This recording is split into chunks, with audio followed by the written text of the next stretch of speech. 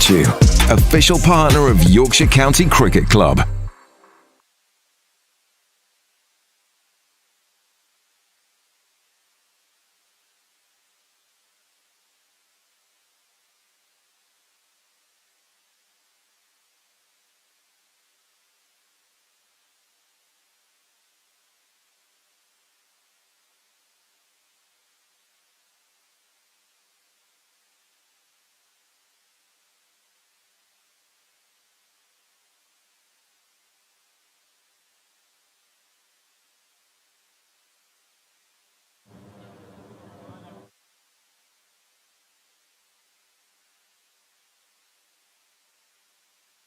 Good morning. Welcome along from Headingley for day 3 of Yorkshire versus Warwickshire. And I think unless there's an act of God, this is going to be the day that decides this match one way or another, because Warwickshire need just 170 more runs to win at 15 without loss overnight.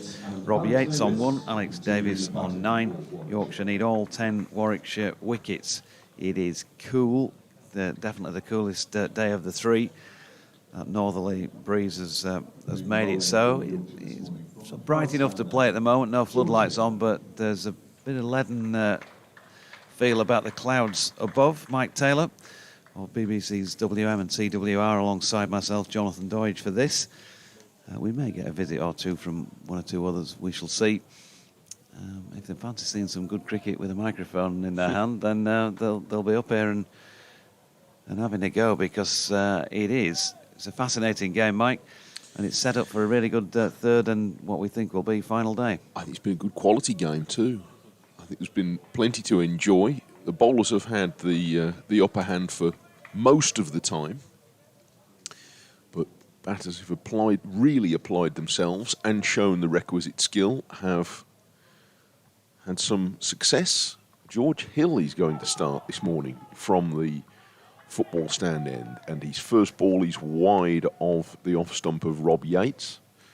So we saw 2 overs last night from the Kirkstall Lane end from Ben Sears and 1 from Ben Code from the football stand end, but that's not his usual end, is it? So maybe maybe Hill bowled well yesterday, maybe he'll stay on, but it might be just to move things around a bit, we'll see. He comes wide of the crease this time and bowls out well outside the off stump of the left hand. He did get the new ball up at Durham, did George. He? Yeah, so it's unusual, I guess, but not completely random. Well, they have got plenty of seamers to choose from. I think most of the seamers in this match at some stage have had a bit of success. Hill comes in again, once more making the angle wide from right against the return crease and draws Yates forward in defence for the first time today, pushing out on the offside. I would also imagine that Johnny Bairstow will keep them rotate. He's got 5 seamers to choose from. It's not a huge number of runs to defend, although, the context of a match in which the highest total is 253, a target of 185 isn't necessarily straightforward. Hill bowls again, and there's first runs, or run at least, of the day for Yates, tucking this off his hip down towards long leg. So if it's not working for a bowler, he doesn't have to keep them going for a long time, and presumably won't. Yeah, I think that's all part of the having 5 seamers in your armoury, isn't it, as well? If somebody's having a bad day, you can get them out of the attack and try something different. And as you were explaining the other day, that is very much a stated policy of Anthony McGrath, isn't it, to have 5 seamers where he can, and having a player like Hill in the team who can bat reasonably well up the order certainly helps with that. Here he is now to the right-handed Davies, who presses forward without quite really committing to playing at that. Yeah, he has said that. I said that on the record. He's obviously been head coach at Essex, where he had Simon Harmer in the team. But I think, on balance, he recognises that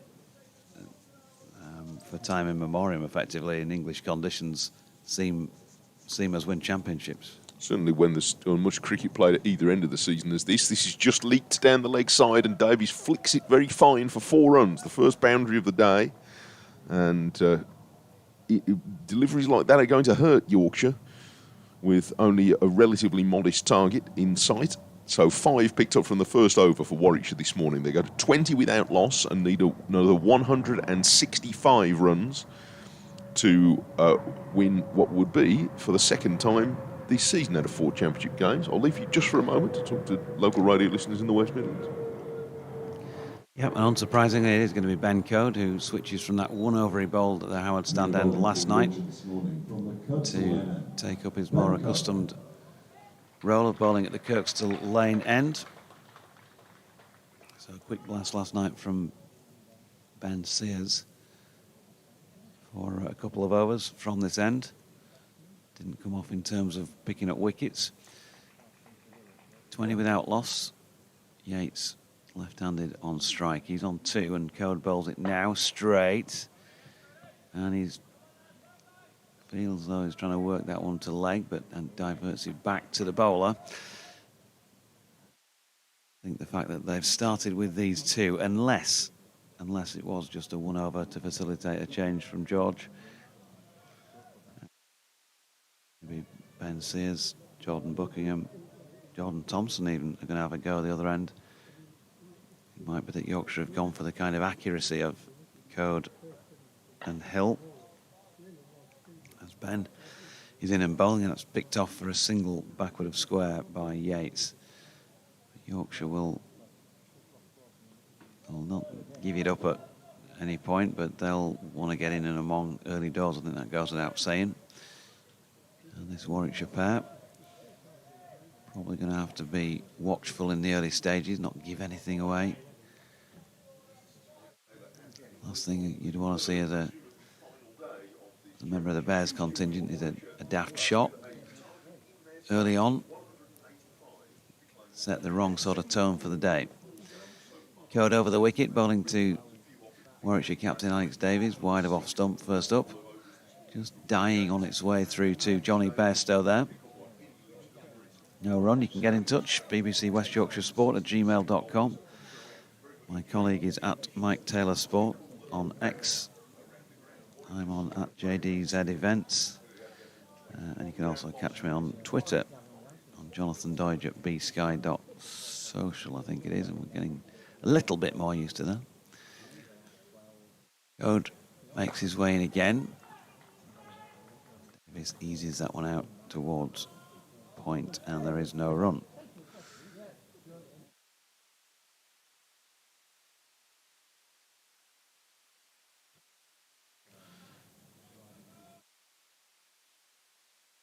Davies, a little walk away towards square leg, goes through that routine, checks his pads are both still strapped to his legs, re-grips the bat. And in comes Yorkshire's opening bowler. That is wide of off stump, but nipping back on Davies, and hands on his head from Code afterwards. He felt he was unlucky not to clip the top of off perhaps there. Good leave, I think you'd have to say. There's been seam movement throughout the game, much more than swing through the air. I don't imagine that will change much, although the conditions are different today than they have been at any point really in the previous 2 days, in that there's a distinct change in temperature. Code throws this one up to drive. Davies does so. But Buckingham fields at mid-on to complete that over. That was the quietest of the 5 that have been bowled so far. Just 1 run coming from it. 2 overs for 7 now for Ben Code. 21 without loss. Still a further 164 runs required by Warwickshire to win the match. And Richard Gray has been in touch and says, morning Jonathan and co-commentary team, enjoying the comms with Mike and Kevin, hoping that Yorkshire against the odds can secure a win. More to come in a mo. Round the wicket comes Hill, starts a new over, and Yates pulls away at the last moment from pushing at that, but that's not a bad line for Hill. Have you any thoughts about the introduction of overseas players for a particular group of games. Doesn't this risk upsetting team morale when the likes of Buckingham and Sears come into the side at the expense of Code and White? Buckingham's been woeful in this match. I know he's only just arrived, but surely he should have played for the second team at Scarborough next week to acclimatise before getting into the first team. All starts in again, and this is much wider of the off stump, and Yates having nothing to do with it. Richard's opinion is that he's no better than White or Code. And do we need 5 seamers in the side when most teams play with 4? Yorkshire's problem this season so far has been lack of runs, only passing 300 on 3 out of 8 occasions. That's Richard Gray over in Bridlington. Thanks for your message, Richard. Well, I think you may have just heard me talking about the stated policy of Anthony McGrath to want 5 seamers in wherever possible. Hill bowls again, and Yates is drawn forward this time, but at a very compact defensive push out to extra cover. And I don't have a problem with that at all if you can get him in your team. And that's why, you know, the likes of George Hill, Matthew Revis are around, because they're genuine all-round cricketers. Jordan Thompson, you can put in the same bracket, capable of scoring runs and taking wickets. Don Bess, obviously not a seamer, but another all-round cricketer. Hill hurrying in again, and Yates this time with his elbow pointing high guides it to extra cover, and again straight to Jordan Thompson. I'll be getting a letter from Ben Curd now as well saying, just a minute, you didn't include me in the all-rounders there, Doidgy. Well, he shaped up well yesterday for who knows what might be a very important 28. I mean, I think Richard raised an interesting point. To some degree, it's a result of a outcome of the modern game rather than by design, I think. Hill bowls and Yates defends, again, for the 3rd time in a row out to Thompson at extra. In that, if you can get an overseas player of sufficient quality that fits in your team, and he's available for the whole season, then I sense that most counties would prefer that. They're not doing it because they don't want to do that. They're doing it because those players are not really available now in the way that they used to be. Hill bowls, beats Yates for the first time this morning on a very firm push outside the off stump, and that just looked as though it nipped a little bit away from Yates' first ball to do so this morning. 21 for none. Yeah, we're unable to access any replays in here today. The big screen's got some interesting little selections for us, but not a replay, unfortunately.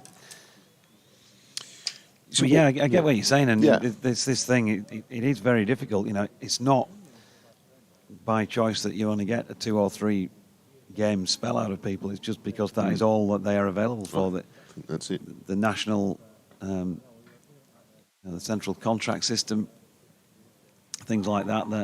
That is the controlling influence now. Or the franchises.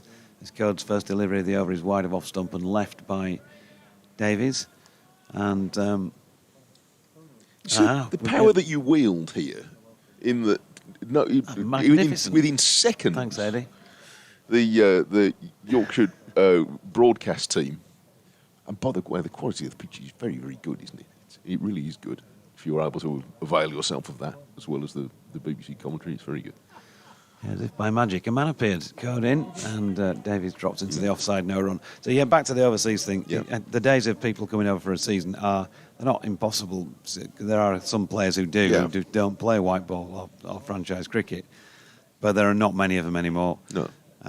Warwickshire had Jeetan Patel. Probably he would have been one of the last of the line in the way that a generation ago you used to, and you would know who, if you from season to season, unless that country was touring, you would know if you went to Northampton, you'd see Kirtley Ambrose. If you went to Somerset, you'd see John Garner and so on. Yeah, got in. Ooh, that just spits a little bit at Davies, and he plays it one-handed. So Ben Code's starting to find the range here, and I know from talking to Anthony McGrath during last winter and to Otis Gibson in a couple of previous winters before that, I've had the narrative of their winters and what's been going on, and it's not. Like they've just randomly picked up the phone one day and said, Jordan, would you fancy coming and playing 3 matches for us? Or Ben, Here is Code coming in again, and that is turned into the leg side this time by Davies, and there is no run. Now, I can see that in the era that we're now in, where players, not unreasonably, are looking to take opportunities to earn themselves a few quid playing franchise cricket in between international series, which, as we now know, can pop up all over the place at any time. If within that situation you can say, well, we're going to need an overseas for 3 games in April, maybe we're not going to take a spinner at this point, then that's different. Yep, Code to Davies, who defends into the offside once again. Tidy over this from Ben Code. But let's, for example, say, use Nathan Lyon, for example, who popped up at Lancashire last year. So let's imagine that we're in a different context and you make inquiries for Yorkshire or Warwickshire, whoever, and you find out that you could have Nathan Lyon for a whole season. Well, you'd probably be interested in that. But if you've got somebody else for a bit of the season, then you've got 3 games in April, you might say, well, probably don't want Nathan Lyon for that. Yeah, Code in, and that's cut by Davies. He's going to pick up at least 1 here. Yorkshire's sweeper out square on the offside is Jordan Thompson, and it is a single. So Code 3 overs for 8 now, 22 without loss. 163 more required. And the other thing to say, really, in response to Richard's, factual comment that Yorkshire have passed 300 on 3 out of 8 occasions, is that, well, we know what the pitches in terms of preparation have been like so far. Teams won in results, and there's a bit of grass on, so I don't think batting's been that easy either. Durham certainly bowled well up at the Riverside the other week, Yorkshire's first innings. Hill starts a new over, and there's going to be 4 runs here for Davies down the leg side. It's the second one he's just nudged down there, and they were quite excited there, Yorkshire. I think they thought for a minute he might have shuffled across his stumps or even glanced it fine enough to interest Bairstow, but it was very delicately played by Alex Davies, and he picks up already his 4th boundary in this innings to go to 18 out of 26 without loss.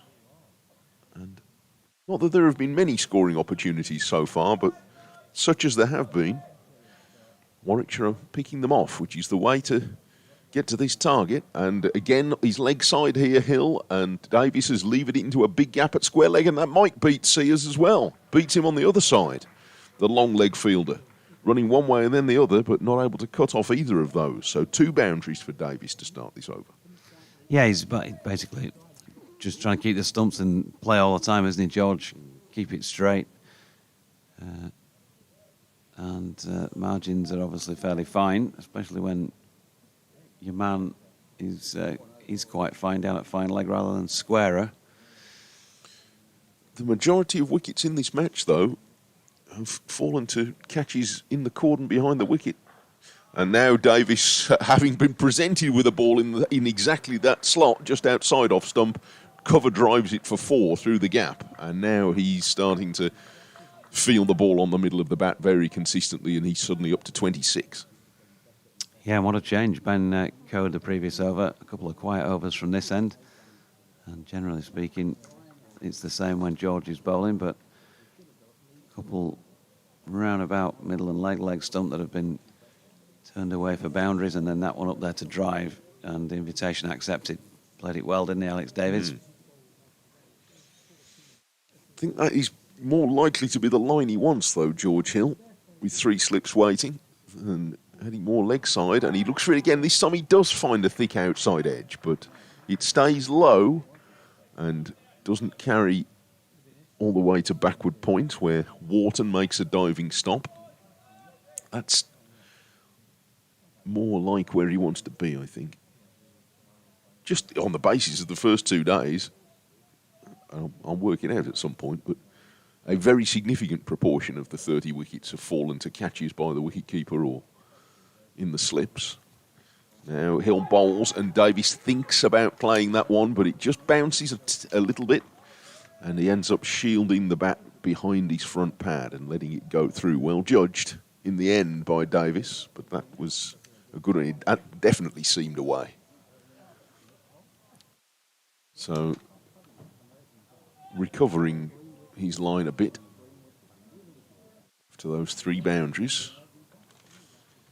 Hill trying to bring Root and Lythe into play, and Harry Brook at third, and this one kicks as well. Davis defends from the crease with one hand off the bat, and that was better from George Hill, but it was still a pricey over of 12 runs, 3 boundaries to take Warwickshire to 34 without loss.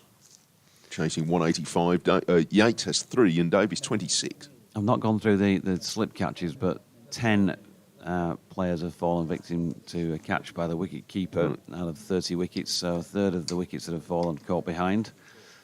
And obviously some in the cordon as well, as Ben Code receives the ball. And he's ready to roll from this Kirkstall Lane end. -2 as well, Yorkshire's over rate. At this point on day 3, running out of time to put that one straight. As Cody's in, that's turned backward of square leg by Yates for a single. 3 overs and 1 delivery for 9 for Ben Cody. He's been tidy so far this morning, but hasn't managed to pick up a wicket. We have the constant tone that you used to get when television had finished after midnight or whatever it was in the background from Mike's other kit. Code making his way in and bowls it now. And Davies just plays that out square on the offside for Best to field. I guess if it looks like it's going against Yorkshire here later on, at least you might see a bit of Best just to get the over rate back to 0, not lose a couple more points. I wonder if there might also come a point this morning where you might as well have a couple of overs of Best, just to see. We don't know if the ball is going to spin on this pitch because literally nobody's tried it yet. No. Could do.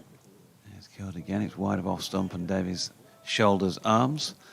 Not a lot of people in today. It still amazes me that you get to the final day of a match when there's a potentially thrilling finishing prospect, and you get the least number of people turn up to watch it. Or the means of following it, I suppose, than there used to be, but nevertheless, it could be still quite a close contest. Go to Davies. Straight delivery. Treated with a bit of respect and played to Buckingham at mid-on. Not risking Jordan Buckingham in the first 9 overs of this Warwickshire second innings, Yorkshire. Bit rusty, I think, fair to say. Sears got a go last night for a couple of overs. He's at mid-off at the moment. Looked quite sharp in the first innings, Sears. Pretty sharp last night as well, actually, yeah, as Davies defends another straight Code delivery. So attack the stumps, boys, I think is the plan here. Yet work this morning. 35 without loss, bang on 150 more needed by Warwickshire to win this, whose odds, whatever they actually may be, have shortened already this morning. Cody's in, that's cut by Davies down to third man. Single. Fairly quiet everywhere so far today. There's not a lot of traffic on Kirkstall Lane looking out to the right. As much of a hum as normal. With fewer people in the ground. Just trying to keep warm today, I think. It's a different feel to what it was on day 1 in particular, and less so yesterday. End of the over then. 149 more to win. It's a busy part of Leeds, isn't it, normally, this around here, especially in university term time. It's what I think must have been either a university or a student prom or something like that going on when I left the ground here on Friday night. You're not joining? Well, to be fair, I think I'd have lifted the average age quite a bit, to be honest with you. Hill makes his way in to start a new over, and Davis watches this loop past him outside the off stump through to Bairstow. But like so many other sporting venues, this venue has to sort of pay its way in other ways other than on match days, doesn't it? Whether that's hosting functions, there's always things going on at Edgbaston. Quite often drive past it on a Saturday night. Some sort of event going on. In comes Hill again. This is Fuller from Davis and straight, and played with a really controlling top hand up to mid-on by Davis. Is Edgbaston a good Saturday night out? Well, I believe it's a particularly big wedding venue for sort of weddings with very big numbers. I think they have a function room of that size. In comes Hill, and Davis is forward, squeezing this defensively out on the offside. But I mean, I see football grounds in the same way, all sorts of sports venues. You've got to find ways of bringing some income in on non-match days, which there are obviously far more of those. So, Bescott Stadium at Walsall next to the M6, they're very good at it. Whenever you go there if you go there in the week to go and do an interview or whatever, the car park's usually full with people there for some business event. Forward comes Davis, pushes away on the offside. So that's obviously the same here at Headingley. There's various things going on. Yep. Yeah, there's always seems to be something going on when you turn up. The car park over behind the east stand, generally quite well populated, and the other two car parks as well, further over behind the rugby ground. Three slips still in position, very orthodox early overs field for Hill, who is again drifting onto the pads of Davis, but this time he's hit it straight to mid-wicket, so he doesn't get a run. The ball is following Jordan Thompson around at the moment. Fields on one knee. Backward point, extra cover, mid-off. A little bit wider, mid-on, a bit straighter. Mid-wicket and long leg, the early overs field. In comes Hill, and Davis is, again, finding Jordan Thompson. He was hoping to guide it wide of mid-wicket for a run or two, but he doesn't get through. Field has changed round. There's a lot of hands buried so deep in pockets that Harry Brook would have gone through to his knees if he'd have pushed it any deeper, because it is a bit chillier this morning, although it's just got a bit brighter in the last few moments. Anyway, it's a maiden from Hill, 36 for no wicket, Warwickshire, needing another 149. We have a bee for company, just outside the window to the left there, trying to make its way in, making its way on, or his way on the field. Matthew Revis has just come on as a substitute fielder for Jordan Thompson, who's left for the moment. And Ben Code is coming round the wicket to Rob Yates and bowling now. And again, he's been worked down to long leg, so line-wise not spot on. Been a couple that have gone down there, but again, he's trying to attack the stumps and bring them into play, as well as perhaps the outside edge. He just needs to make a slight tweak line-wise. None for 11 off 4.1 so far, Ben. 37 without loss. And Davies, small, compact, former lengths man, of course. Ooh, that is straight. A few hands on heads in the slip cordon. Joe Root at first, Adam Lyth at second, and Harry Brook again at third. No, I'm not necessarily all that well versed in these things, but that sounded and looked like it came off the middle of the bat to me. And yet, they were all really excited about it. So, I don't know whether that's some of that's to try and make the batter think, oh, what have they seen? What should I be worrying about? Good in again. Oh, has he got him? No, he hasn't. He should have. Harry Brook has dropped it, and it's gone for 4 down through third man.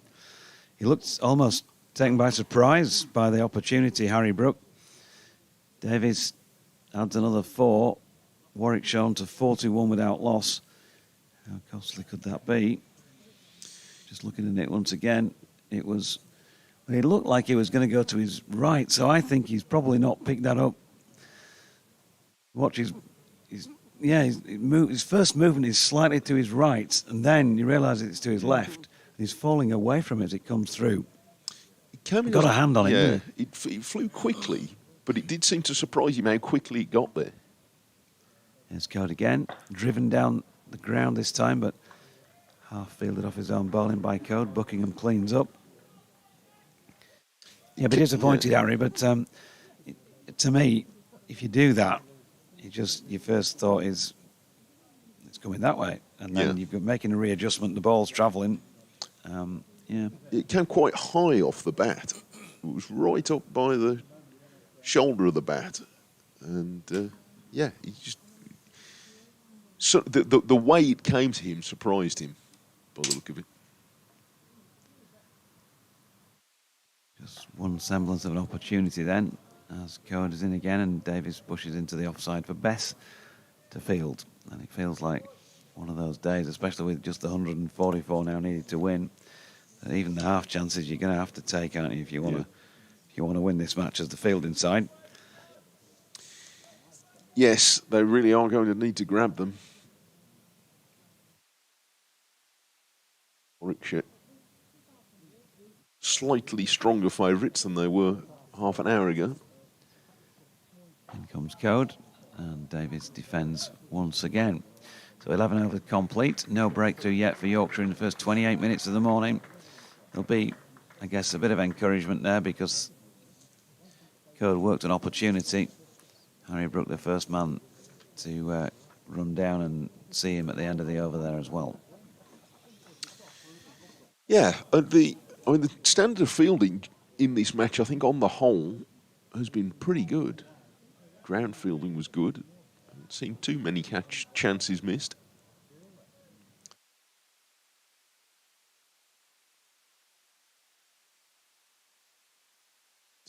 Not too much margin for error for Yorkshire now, with just 144 left to get. Hill starts in again and has Yates forward. He's the quieter partner in this stand at the moment, and he defends back up the pitch, picked up by Bess, who is very much one of the primary ball polishers in this team. He's got the knack of dragging the left sleeve over his hand and using it as a rubbing rag. Hill goes wider again, and Yates miscues a drive slightly, but it stays along the ground up to mid-on. Bates ends up stretching his shirt so that the left sleeve ends up a bit longer than the right after a few weeks. He's been given the ball again. Code's given it to him. Teams always seem to have a chief polisher, don't they? Yeah, they do. Yeah. You'll look after it for us, lads. Yes, he's the man. Hill bowls again. Ooh, that's quite well left by Yates in the sense that it carried on with its line. Wasn't all that far away from the top of the off stump. Well judged by Yates. Since the first ball of this innings last night, which he attempted to wallop through the offside and missed, has taken a rather more watchful approach. Scored 100 in the first game of the season. Yates, having said that, he now does go for a flashy cover drive and down on one knee, and he misses that as well. Interesting. A couple of times he's really tried to hit through the line. And a drive, didn't he, at George a couple of overs ago? Strange one, because there's obviously no time pressure on Warwickshire. They've got literally 2 days to get these runs. Hill bowls, and this time he does drive, and he beats extra cover. And did Thompson maybe just get a finger on that and take some of the way off it, but not enough? And it's gone up to the rope for 4 runs. His first boundary, Rob Yates, and that's the one he's been looking for. Yeah, played it well. Just going to get to see the replay now. Just about 5th stump, wasn't it? Classic cover drive territory, really, in terms of where it pitched. Yes, a little bit fuller and a little bit wider than I think he ideally wants. The length that's been most troublesome has been maybe a yard back from that in this game. And he comes back over the wicket for the last ball of the over and has Yates pushing firmly out to Thompson at extra cover. So 4 more picked up for Warwickshire, who are jogging along nicely towards the target at the moment at 45 without loss through 12 overs. 9 now to Yates and 31 to Alex Davis, and they need another 140. Yeah, going along nicely. 30 this morning without being, well, barring the once, seriously troubled. And it was this man who drew the chance in the previous over, bowling to this man, Alex Davis. Ben Code has ball in hand then from the Kirkstall lane and bowls it now. Bowled him! Stump has been flattened, 2 of them in fact, right up there, and he's yorked him. And Davies has gone for 31. They have got a breakthrough, 45 for 1. And Alex Davies' stay at the crease comes to an end. Well bowled. He went much fuller there, Code, and swung it, by the look of it, right underneath Alex Davis's drive down the ground. So Davies gone for a brisk 31, in which he took advantage of any of the scoring opportunity was offered, but that nipped a little bit. It wasn't quite as full as it first looked from here. It was pretty full, but it nipped a bit off the seam back in to Davis, and that did for him through the gate. Yep, off stump cartwheeling, middle stump knocked back and flattened. And you're right, it wasn't quite as full as I'd thought either. It was full enough though. It's drawn him into the shot, and it's a lovely delivery to just nibble it back off the seam. So Ben Code will feel a lot better. I guess Harry Brook will too. It's not cost more than the 4 that went through from when he got his hand on that ball in the previous over. 49 deliveries, 7 fours. Alex Davies, but I think Yorkshire will be obviously encouraged by that, Mike, but they'll also be looking at 3 and 4 and thinking, we've got a chance here of just changing the complexion on the scoreboard. This is when it's got to happen for them. Hamza Sheikh, the 18-year-old at number 3. And then Zen Malik in his first championship game at 4, who's deputising for Sam Hain in this match. There's more experienced figures after that with Dan Mosley and Ed Barnard. Barnard in some particularly good form at the moment. But an opportunity for Sheikh, who has 4 times this season got past 20 without reaching 30. Good opportunity to bat here. 140 to get. And no time pressure other than the fact that throughout this match so far, he's never been all that far away from a really good ball. Ball of the 13th over, that wicket fell, so in comes Code to Hamza Sheikh, who turns it to leg. James Wharton not able to get across quickly enough to prevent the single, so another one ticked off, 139 to win. That seemed like quite a tight run. Sheikh pushed it and was away, and I can understand why. You've just come to the crease, you want to pick up a run quickly, but they'd have been quite pleased when Wharton didn't pick that up cleanly. So that could have tested Rob Yates' hamstrings out. Code switching to round the wicket to bowl to Yates. Left-handed, 3 slips still in place. In comes Code. Oof, good delivery. And Yates didn't know too much about where that had gone. It has gone in front of him slightly to the leg side. They really jabbed down on that one late. A few positive points for Yorkshire in the last couple of overs.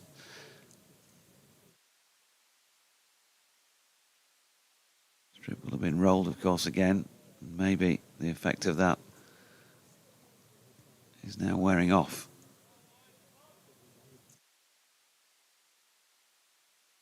Code coming in again. Full. Turned to leg by Yates. Yeah, I think you were suggesting that earlier in the match, that that's been a phenomenon in one of the earlier games here, that the roller made a difference for the first Yeah, half he an hour also or so. did at Southampton in the first match. And I'd say it probably did it up at Durham as well. Yeah, just heavy roller when it's been called upon between innings, that has been.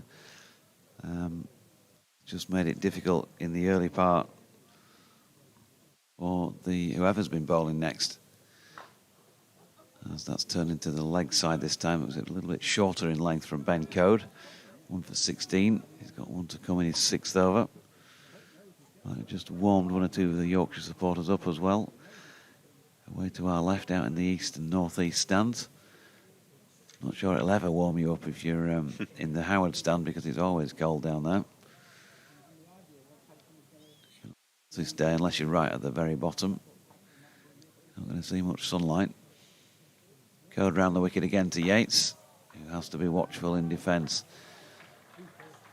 Yeah, and deserved applause this time for Ben Code from around the ground, because that was a good over, a wicket-taking over. 13 now complete, 46 for 1, still 139 more needed by Warwickshire on 9 wickets by Yorkshire. And just a little feeling, Mike, I don't know about you, but just felt like things have changed a little bit there. Yes. On the percentages. Yeah, just changed the rhythm a bit, and that was, as well as the fact he got a wicket, that was the most challenging over we've seen in the 40 minutes this morning from Ben Code.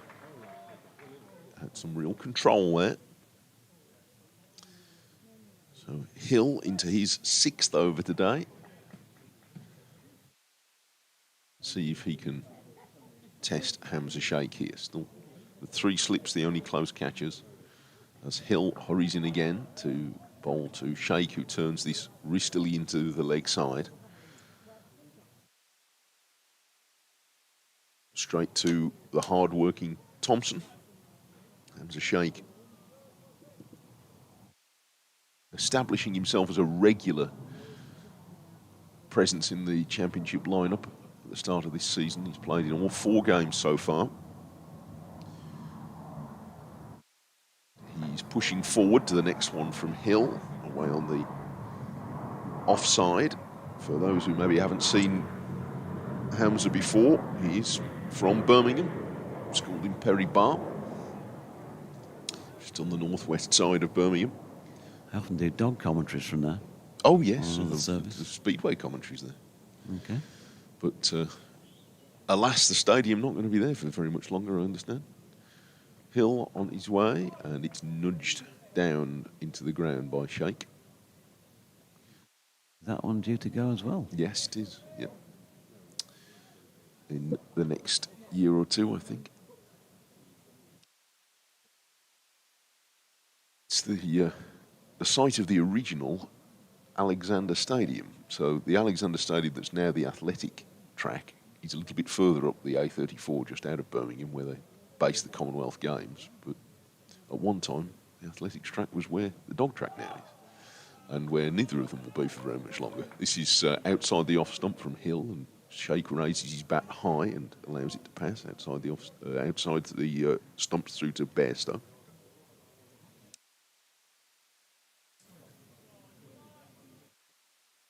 Yorkshire lad's been in touch, says Warwickshire is certainly favourites at this stage, despite the wicket of, well, he says Yates, but it was Davies.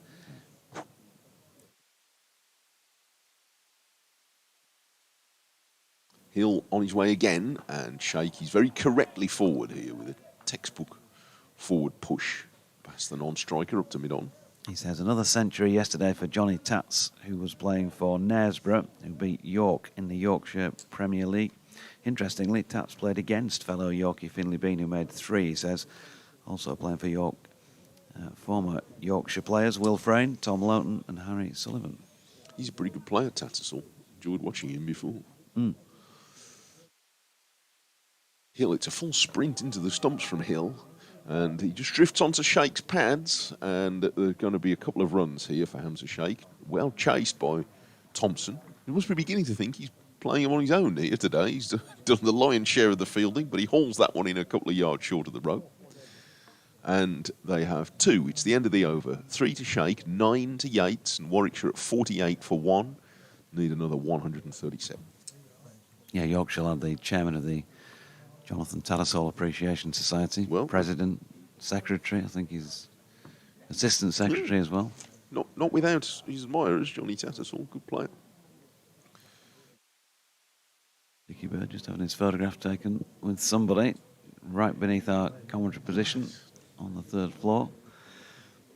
All is well with the world so long as Dickie Bird is at Headingley, I think. Nice to see him here. You can even hear him. I can, yeah, that's it, yes. Very distinctive. Right on cue. 48 for 1. Yates waits. And Code throwed one wide of off stump. Sorry. Just in the interest of rhyme. That's the sort of rhyme that sounds as though it could probably only be done in this county or in that accent. Yeah. It definitely works. In this seat, there's nobody else daft enough to do that. Well, he's not to allow me too near the controls. I think that's very sensible.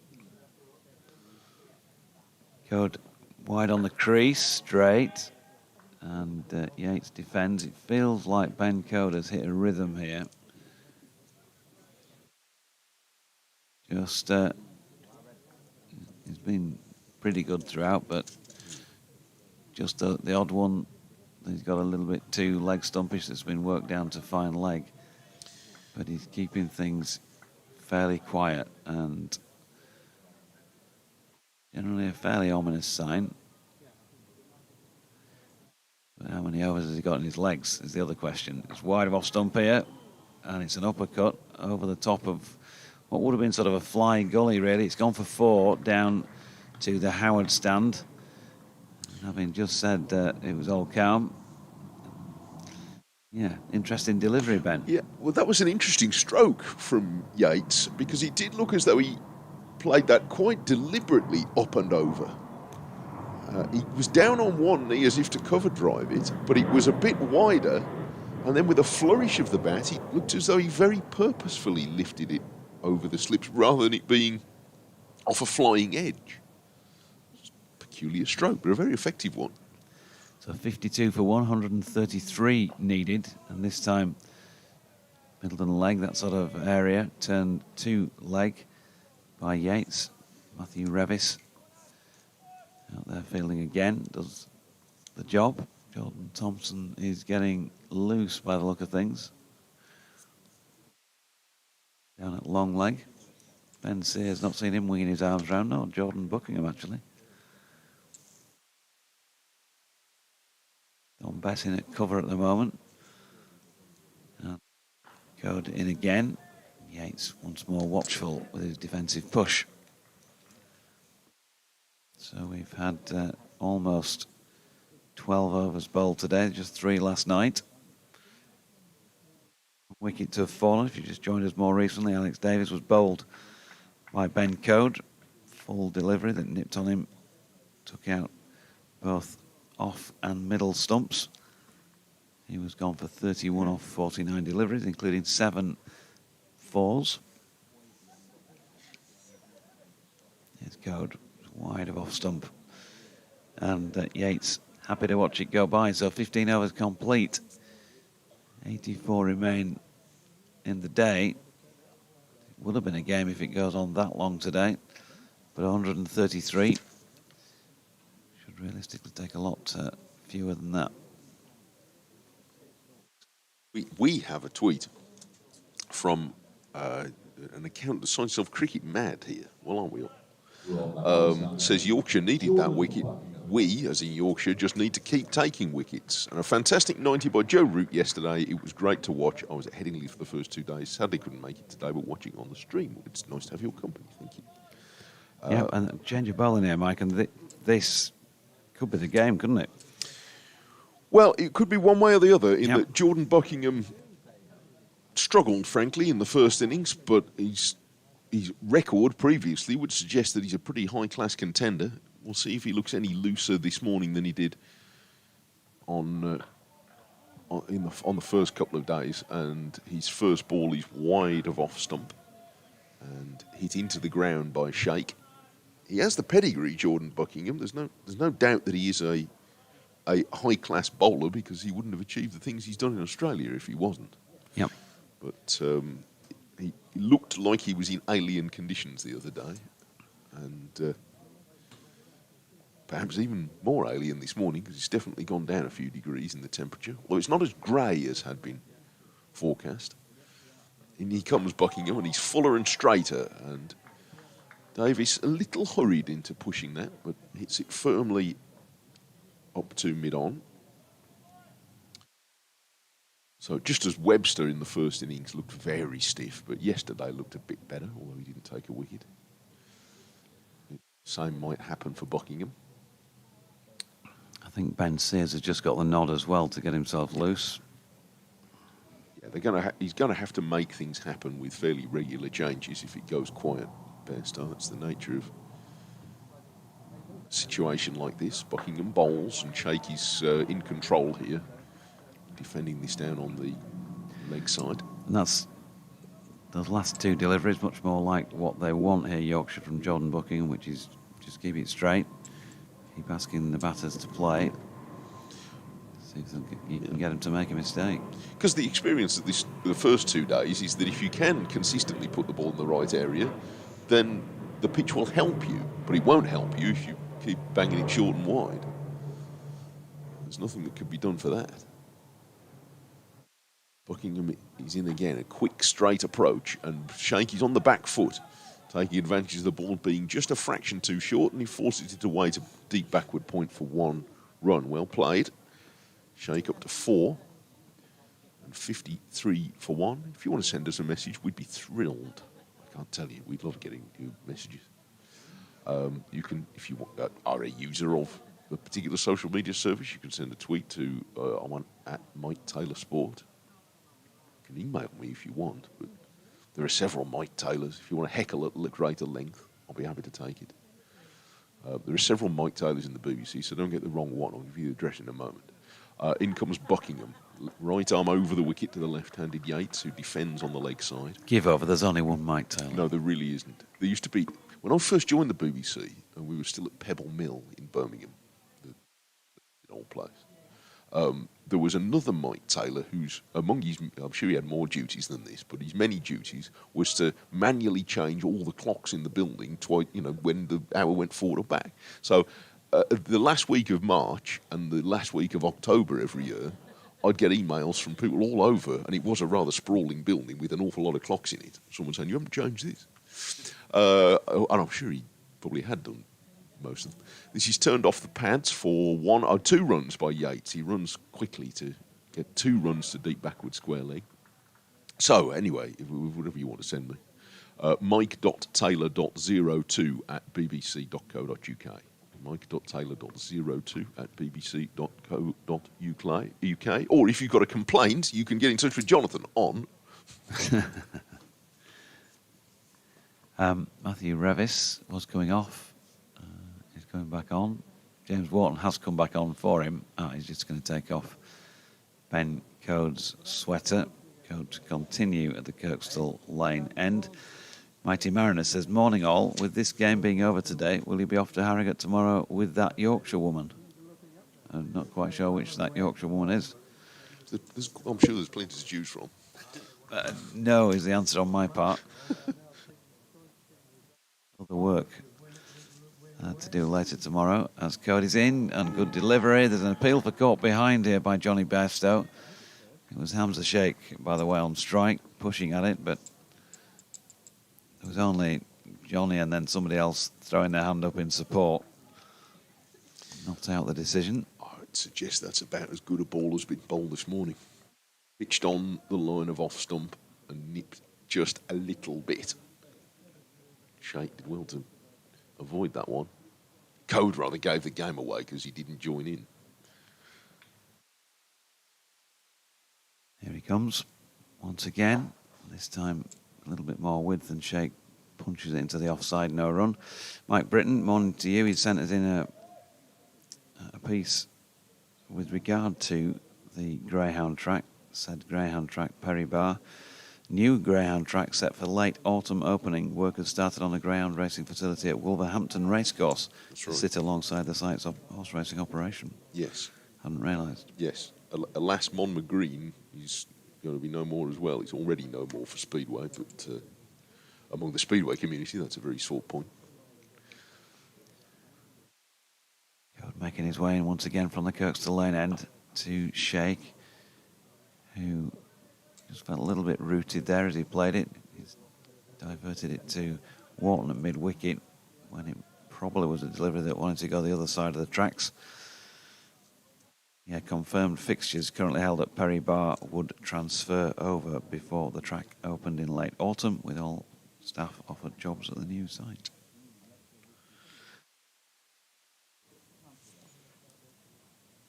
Code coming in again to bowl to Hamza Sheikh. This time he's strayed down the leg side and been flicked away for 4 off the bat, apparently.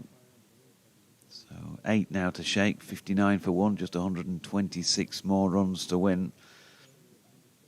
And apparently the new ground track there is going to be inside the horse racing venue, with up to 25,000 spectators able to watch races from the main grandstand. I doubt very much, as Mike also will testify, that they'll be getting anything like 25,000 spectators to watch greyhound racing. Those meetings that I do the commentaries on, I mean, you can't see the entire crowd, but there's often just a few handfuls of people standing around. Yes, but they serve a different periphery. audience, don't they? Yep. They're going into the nuts and bolts of that. In comes Code again. Ball into Shake, good delivery, that's a beauty. And too good for Warwickshire's number 3, nipping away. We'll look at that one again if we can. Here we go, angled in. He's going to hit off stump, maybe middle and off, and then That's the one. nips away. It's a beauty. That's the one.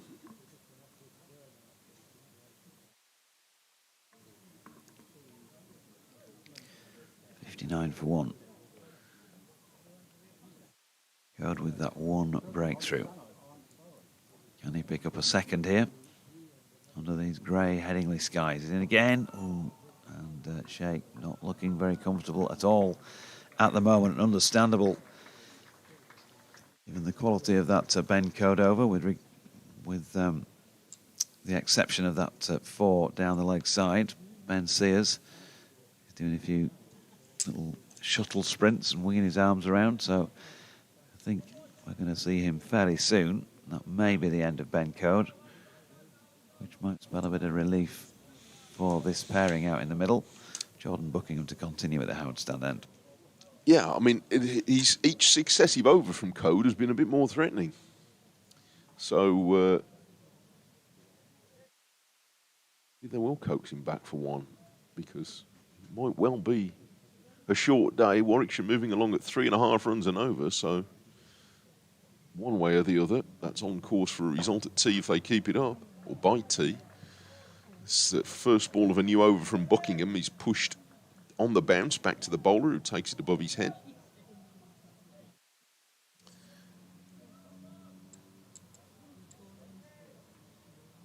Only 126 to win, so 35 overs at the current rate. That'd be about there. So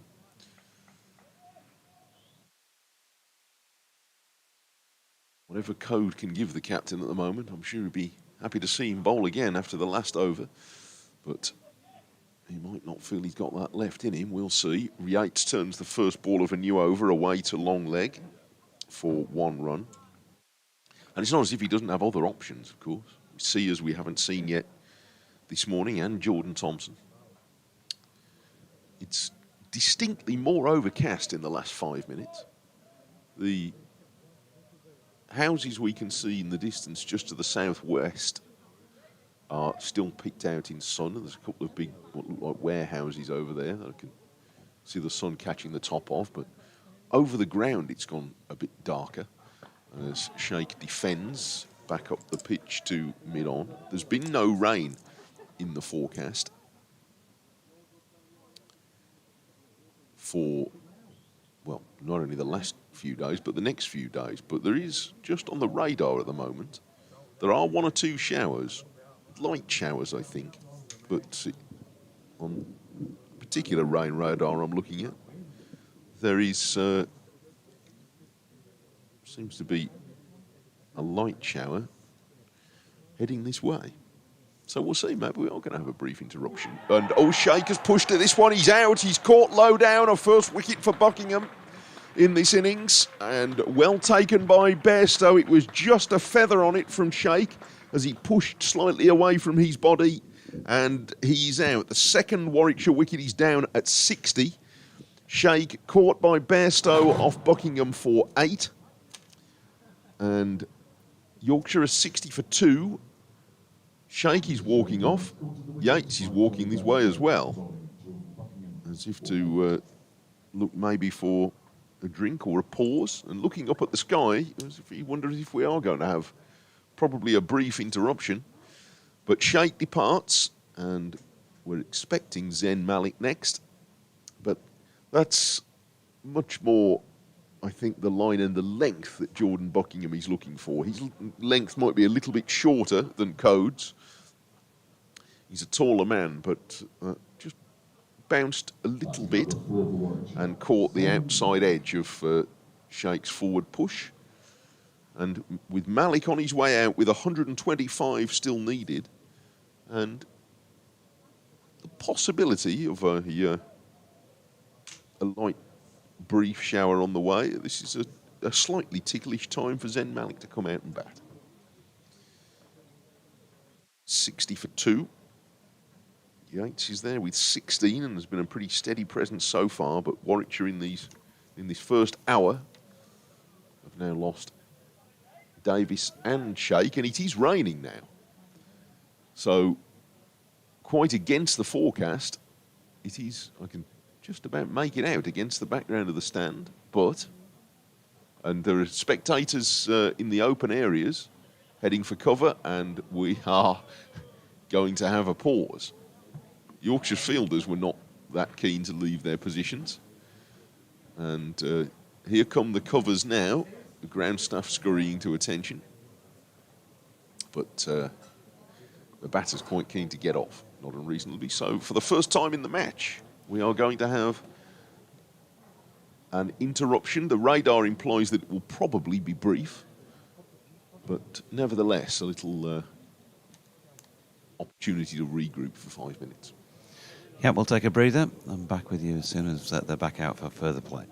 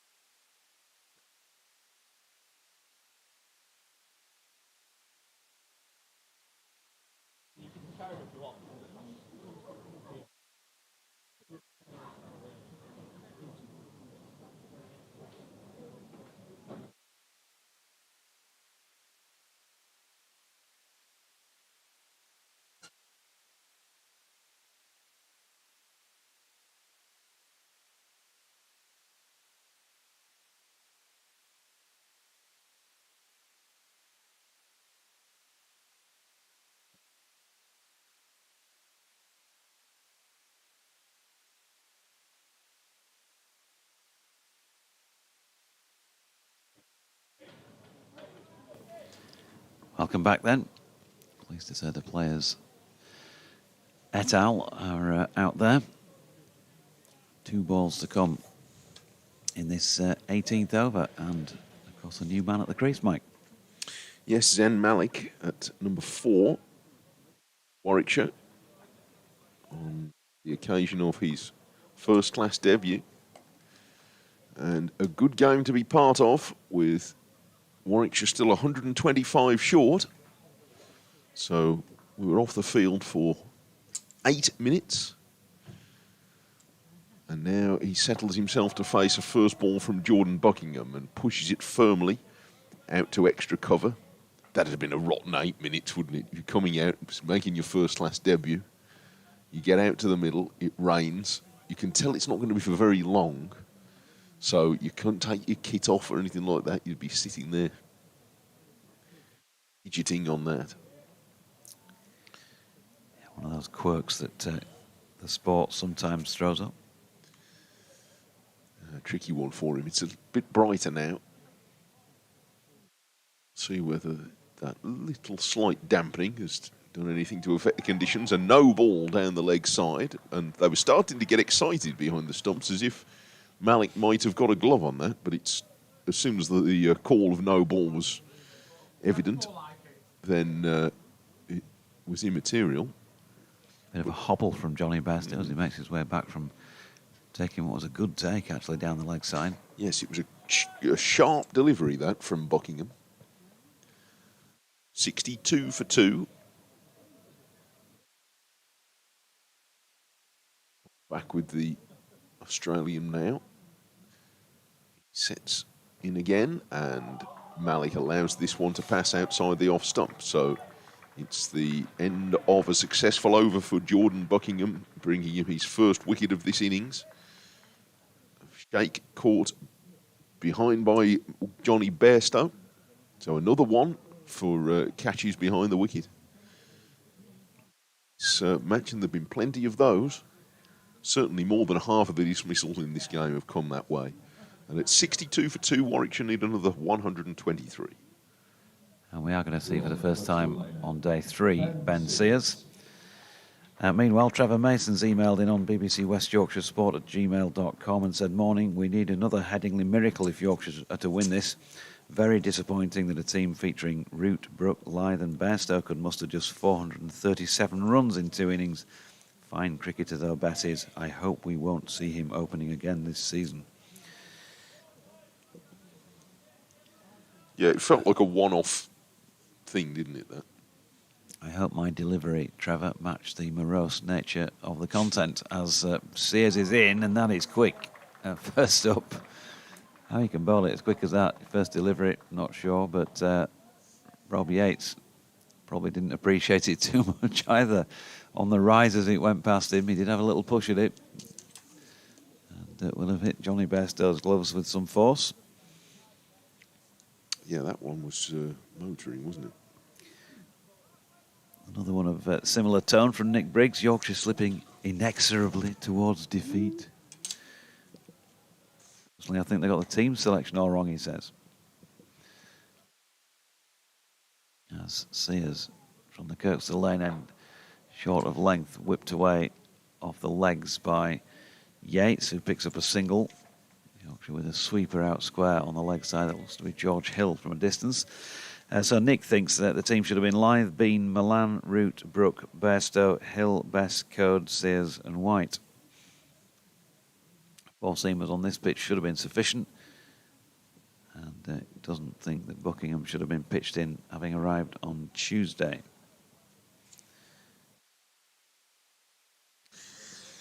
Yeah, that's an interesting debate, that, because I can entirely see that point of view.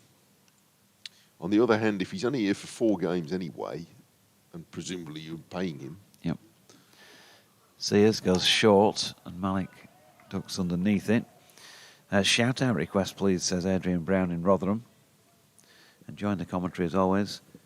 Could you shout out for my very special friend of 45 years, John Colgan, who's a regular attendee and Yorkshire member. He's been really poorly since last autumn and is now hopefully on the road to recovery and hoping to be back at Headingley for the Notts game at the end of the month. Please tell him Dad, Derek, Adrian, Matt, Julie, Pam and all who know John send their love, support and best wishes. There you go, Adrian, and echoing that as well. John from the pair of us in the com box here as Sears is in and Malik steps across as if he's going to play it, but then curtain rails the bat inside the line. So that's BBC West Yorkshire Sport at gmail.com if you want to get in touch by email, at JDZ Events on X or at Mike Taylor Sport. There's also Blue Sky, which is relatively rarely in use, but I am on there as at jonathandodge.bsky.social. Here's Sears again. That's another very sharp delivery. And a cracker too. Look where Bairstow takes it, up by the shoulders. Yeah, right up. I think he played at that one. Yeah. So this is a tester for Zen Malik. I think that's a beauty, isn't it? Seamed as well. You've got to play at that. It's angled straight in towards you. It's the seam, and I think as a batter, you've just got to go, well, I'm glad I didn't get a touch on that. Or at the pace it was at, I'm glad it didn't hit me. 63 for 2. Sears to complete his 3rd over of this innings. His first of the day, with another delivery of pace that flies off the outside edge of Malik's bat. And this is the issue, isn't it? Even with the decent deliveries, you can go for runs quickly, because that absolutely raced along terra firma down to Jordan Thompson at 3rd man, and he had to get the rush on to stop it from going for 4. They pick up 2. Malik's off the mark. Warwickshire 65 for 2 and still need a further 120 runs to win. Yes, they will accept all these runs fiddled away off edges or whatever. They're going to need those. This is by no means a straightforward chase, and I sense the tone of the emails you're receiving from the home support. I understand why, but I think Warwickshire think they've got this nailed down yet. Still probably a balance in their favour with 120 to get. But it's a tricky target. Buckingham bowls. Oh, well, that's going to help Warwickshire. He angles that from round the wicket across the left-hander, and Yates just nudges it. Helps it the way it's going for 4 runs to long leg. Well, it was quite fine, really. And the ball's gone more or less in a straight line from where Buckingham let go of it to where it's crossed the boundary rope. Yeah, so he's moved Harry Brook now to leg slip to try and just have a bit of cover around that corner, or a catching opportunity around that corner if he's going to bowl it at that sort of angle in. Just 2 orthodox slips and a leg slip. Buckingham bowls a no ball, which Yates had just about got the bat out of the way of anyway. But that's another bonus. He bowled a few no balls in the first innings as well, Buckingham. He did. You can't afford him, can you, with such a low score? Morning, Mike, says Ash on email. What makes you say, when he sent this at 10 to 12, what makes you say this game is finely poised? The mighty Bears seem to be cruising. Well, and I know that there was only 1 wicket down when you sent it, Ash, to be entirely fair to you. Throughout this game, the ball has nipped about off the seam, and there's still a lot of good seam bowlers in this game. This is shorter from Buckingham, and Yates pulls for probably 4 runs. Yeah, he controlled that very well, wide of mid-wicket.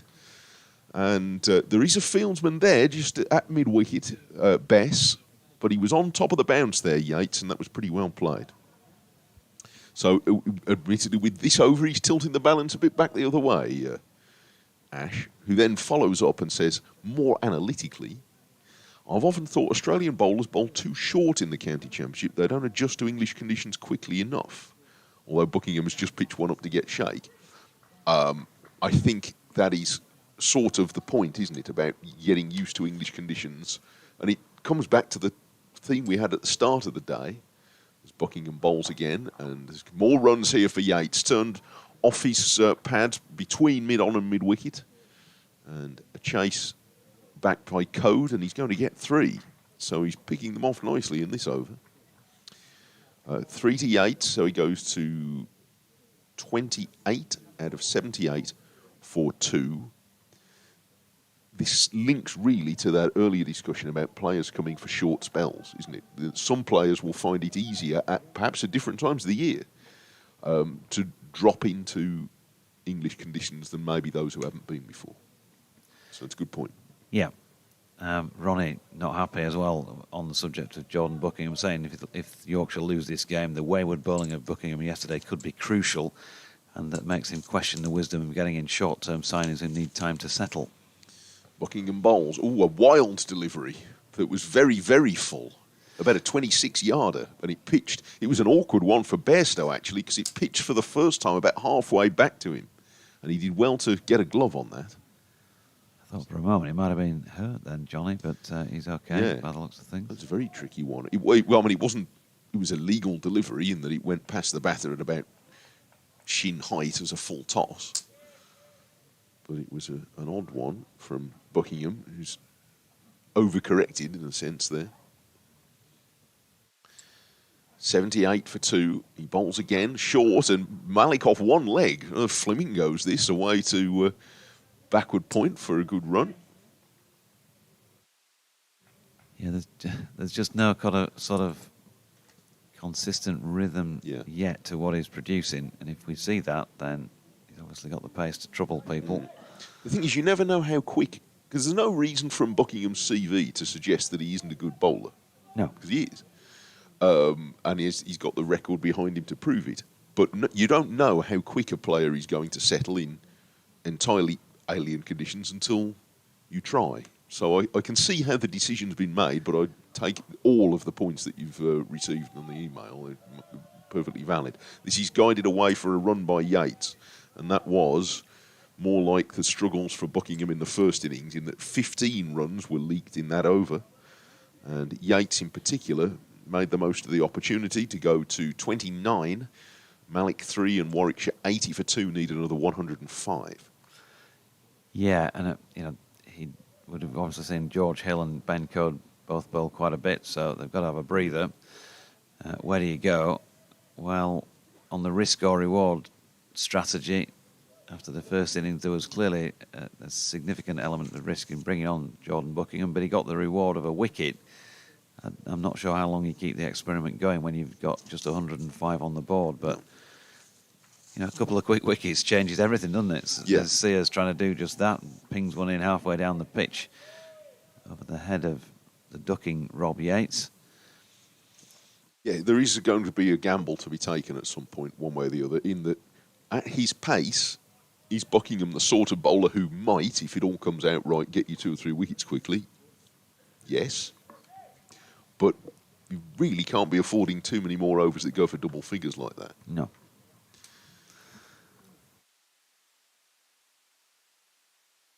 Three slips then in place as Sears comes in over the wicket to Yates, who gets a full-length delivery to drive.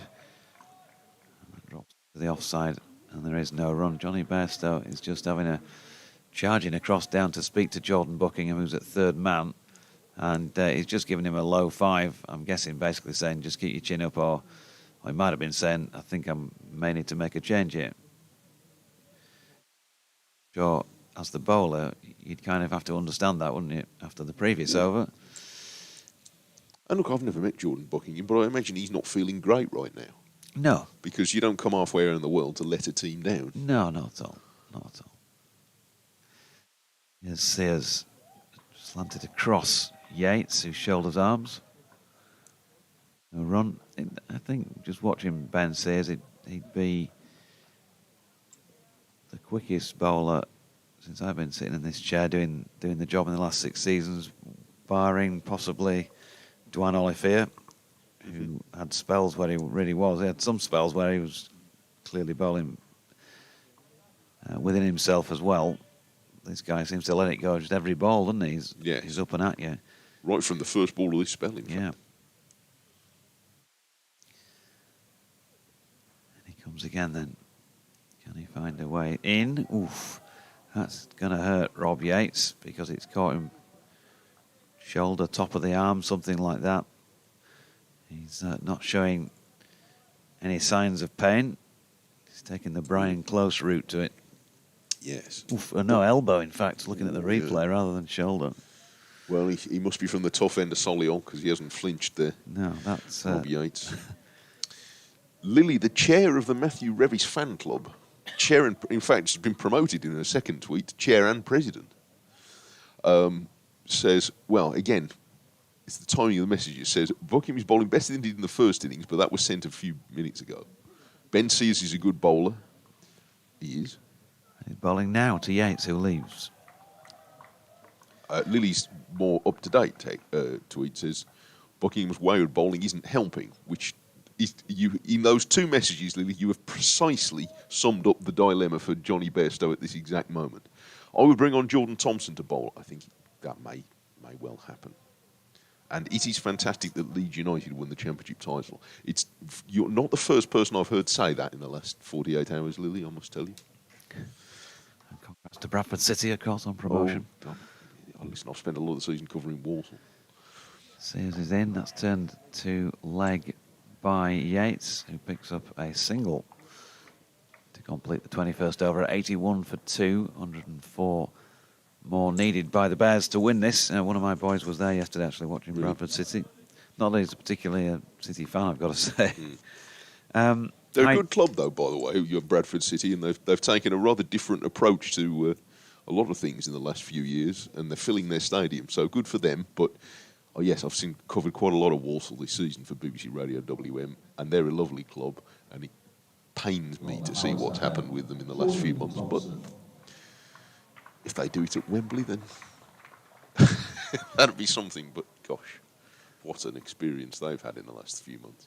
Something Leeds supporters never want. Anyway, Lily, she's obviously got claims on being head coach here because she's got Jordan Thompson on in place of Jordan Bucking and one Jordan for another. Well, the trend, the trajectory of Lily's tweets gradually being promoted from her original message, then I'm sure by the end of the day, who knows? Here's Thompson then to start his spell, but he's onto the pads of Yates straight away, and Yates is going to reduce the requirement to just 100 more by tucking this off his pads for 4 runs. And they can't really afford too many looseners at the moment. That's the situation Yorkshire are reversing themselves into. And Yates is playing this quite nicely so far. He's 34. With the exception of one slightly wild attempted cover drive, all he's done really is, in a manner of speaking, pick off the loose reds, isn't it, to be topical? Here's Thompson bowls, and Yates is pushing this down the ground. In the batters who have succeeded in this match are the ones who have respected the good balls and hit the bad ones. And that's what he's doing. Yeah. Very much followed that policy in his 90. Webster certainly did. And when he got a wayward ball, he gave it a terrific larrup. But it was the same policy, really, as Root. Now Thompson is closer to the target here in that he takes Yates on the pad, or possibly with a bit of inside edge first, judging by the way that they aborted an appeal. I think they were on their way up for that. Thompson probably pitched outside the line of leg stump, although it's hard to be sure. That's nearer to where he's looking for, certainly. Yeah, it was worth a stifled appeal, but that was nothing totally right about it. Probably came off the inside edge too. Now Yates is forward, and that one has come right out of the middle of a defensive bat.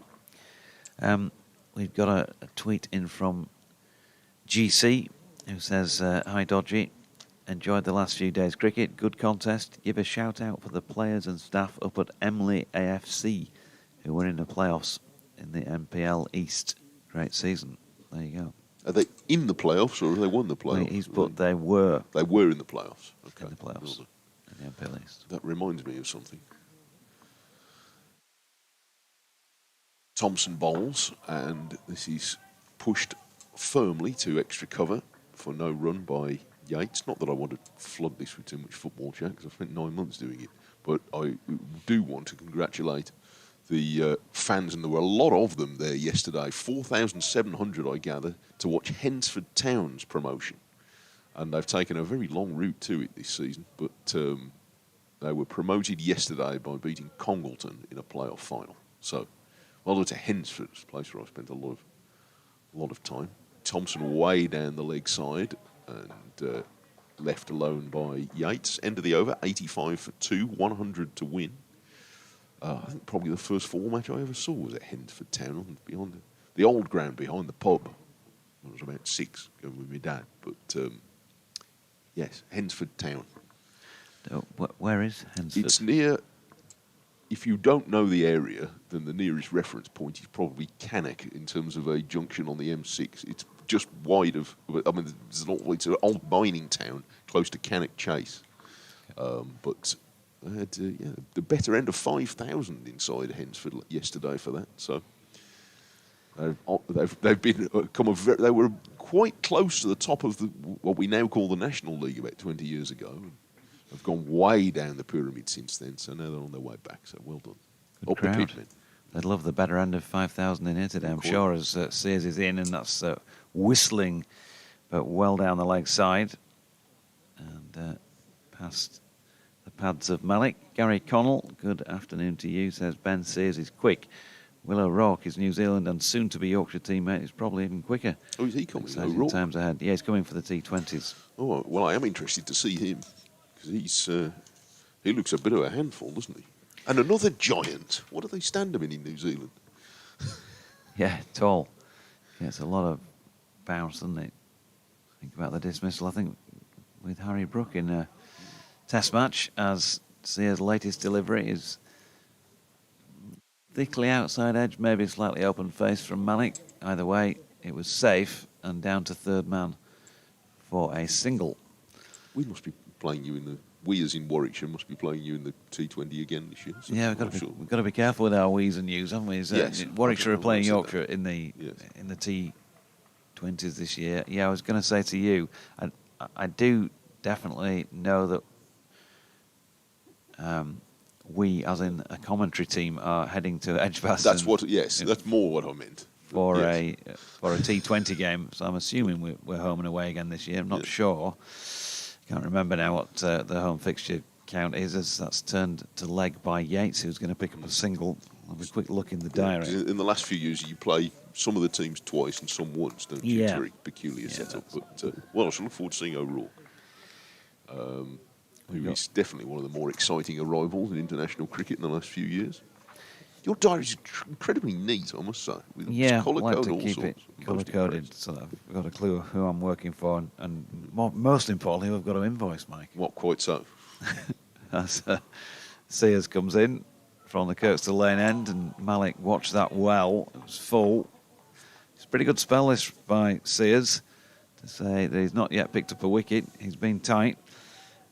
Yorkshire starts at at home against Northants, Friday the 30th of May.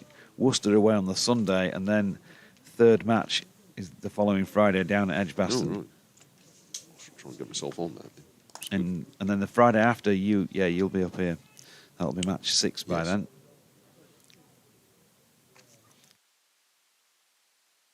Covering that on the BBC Sport website and app. But here, meanwhile, is Sears, and that is a little wider of off stump and pushed into the offside by Malik, and there's no run. It's a little bit grey out there. Still no call for the floodlights to come on. Sears one left in his 5th over here, trying to find another way through. 2 wickets have fallen today. Alex Davis bowled code for 31. That was when the score was on 45, and then 15 runs later, Hamza Sheikh caught Bairstow bowled Buckingham for 8. 60 for 2 at that stage, but 27 more added for the third wicket so far. And Sears trying to break this partnership. Oof, dear me, it looked like he'd got an edge from this angle. Bairstow stepping across Joe Root to make the take. But another delivery where Sears has angled that one in, and it's clearly nipped off the seam away from the right-hander. Those who can see pictures. Let's see that again now. It's a cracker, isn't it, really? And just one of those you wish, when you bowl it, that you'd maybe got about a centimetre more towards off stump, closer to off stump, and you might have got a nick. Well, this is, again, in keeping with the rest of the game, in that while it has at times been a difficult pitch to bat on, it's not been the sort of pitch where the pitch gets you out, as this is full and wide of the off stump by Thompson and no stroke offered by Yates. By that I mean there haven't been any sort of what you call freak dismissals that you get on really dicey pitches.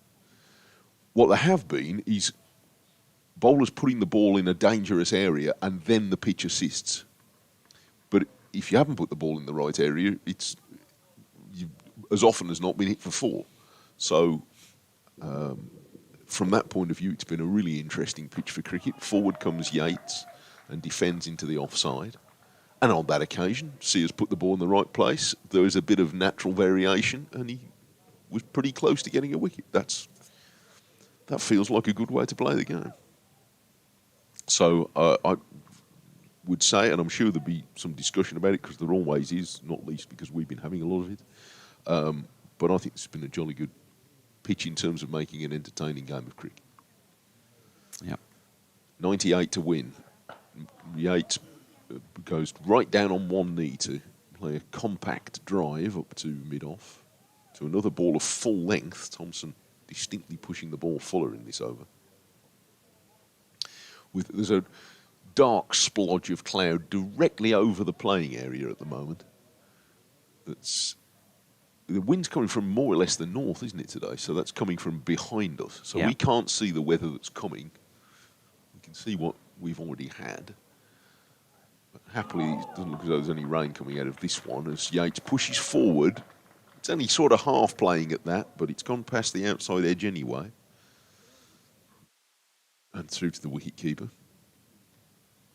So today, if you're in the bottom part of the Howard stand, the football stand end, then not only do you not get any sun such as there is, but you probably also got the wind in your face today. But I can understand that it's probably a very good angle to watch from there, which is why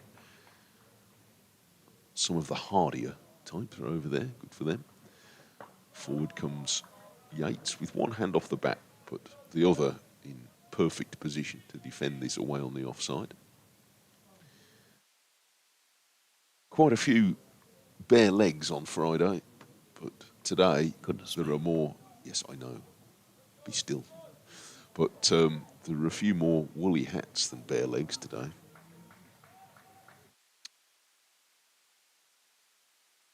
Thompson starts as if he's going to run up and then looks suspiciously at the ball, like it suddenly started ticking. Now he heads on his way and bowls very full, and Yates leans back into a loose drive that it's probably just as well he missed, because that was a slightly out of control stroke in the keeping, rather against the type of this innings so far. It's a maiden from Thompson, and at the end of it, Warwickshire are still 87 for 2 with Yates 35 and Malik 4. They have lost today Davis for 31 and Sheikh for 8 wickets for Code and Buckingham, and Warwickshire need another 98 runs to win. Yep, Yorkshire running out of runs. But well, there's life, there's hope, I think they say. 4 slips in place then. Ben Sears, Kirk's to the lane end, 5 overs, 1 maiden, none for 10 so far, but he has been threatening. And he's bowling here to Malik, who gets one full of length and pushes it firmly to Ben Code, who can't take it cleanly at the first attempt, but does sufficiently to prevent any runs. We've got a few snappers around, not as many today. Other sporting events on, of course, BBC Radio Leeds also up at St James's Park, where it's Magic Weekend in the Super League. Leeds won yesterday, I Yeah, I read. managed to get up to my cricket club last night to watch sort of the last hour of the game. Beat St Helens. In comes Sears with an open face that is run by Malik down to third man for a single. It reminds me of there's something that is particularly arresting driving around here, walking around the streets around here, which catches the eye if you don't come here very often, is the various bits of street furniture that are picked out and decorated in support of either Yorkshire cricket or Leeds Rugby League.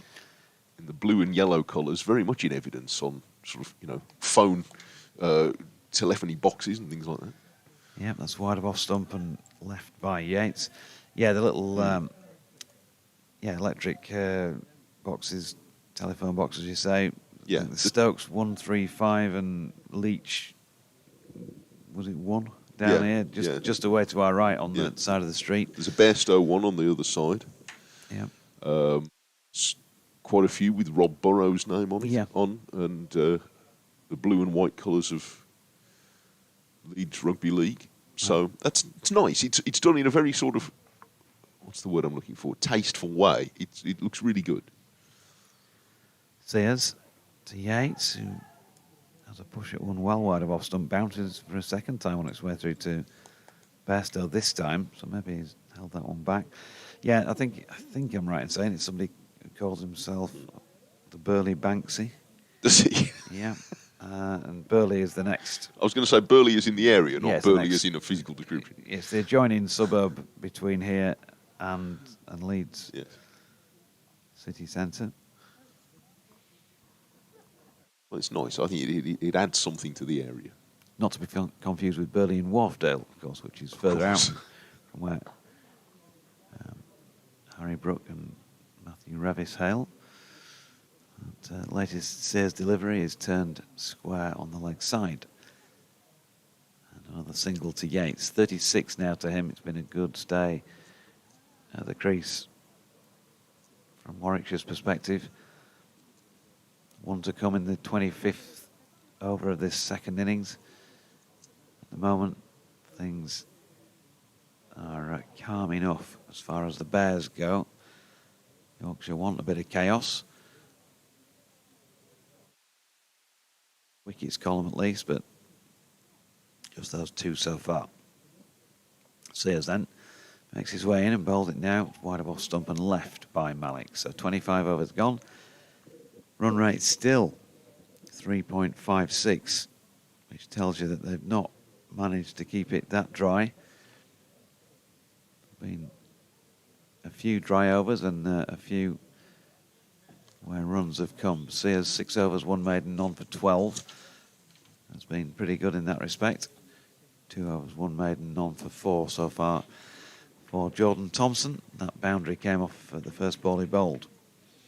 Yes, they've slowed things down a little bit in the last 15 minutes or so since Thompson's arrival. It's going to need to stay that way for Yorkshire to stay in touch with fewer than 100 needed to win now. Forward comes Yates, who's taking a big share of the strike just at the moment. And he defends away on the offside.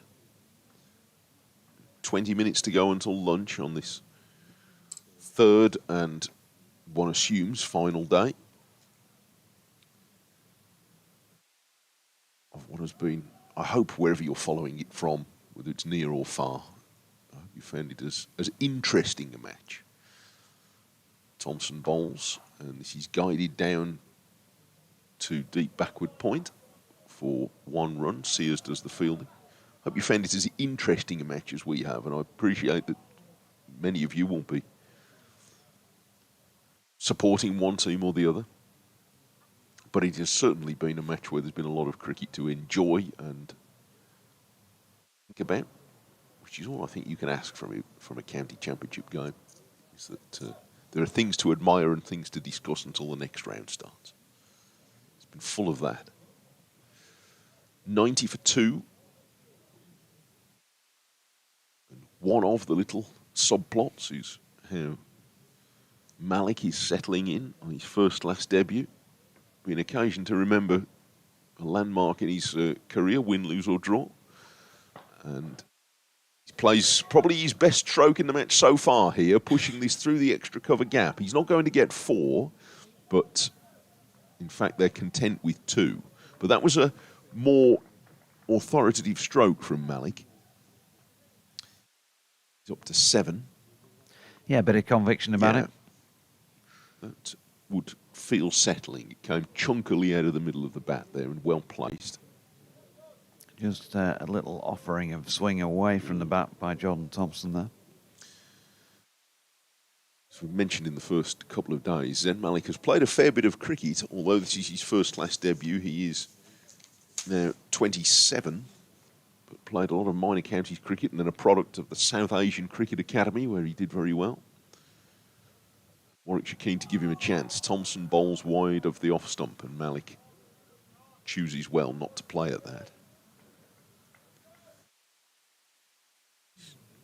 Taking his time here, Malik, which I think is for sure the right thing to do. In between deliveries, he's going away towards square leg 3 or 4 steps, readjusting his gloves. It can be a very long 20 seconds, I suppose, while you're waiting for the bowler to go back if you're not busying yourself doing something.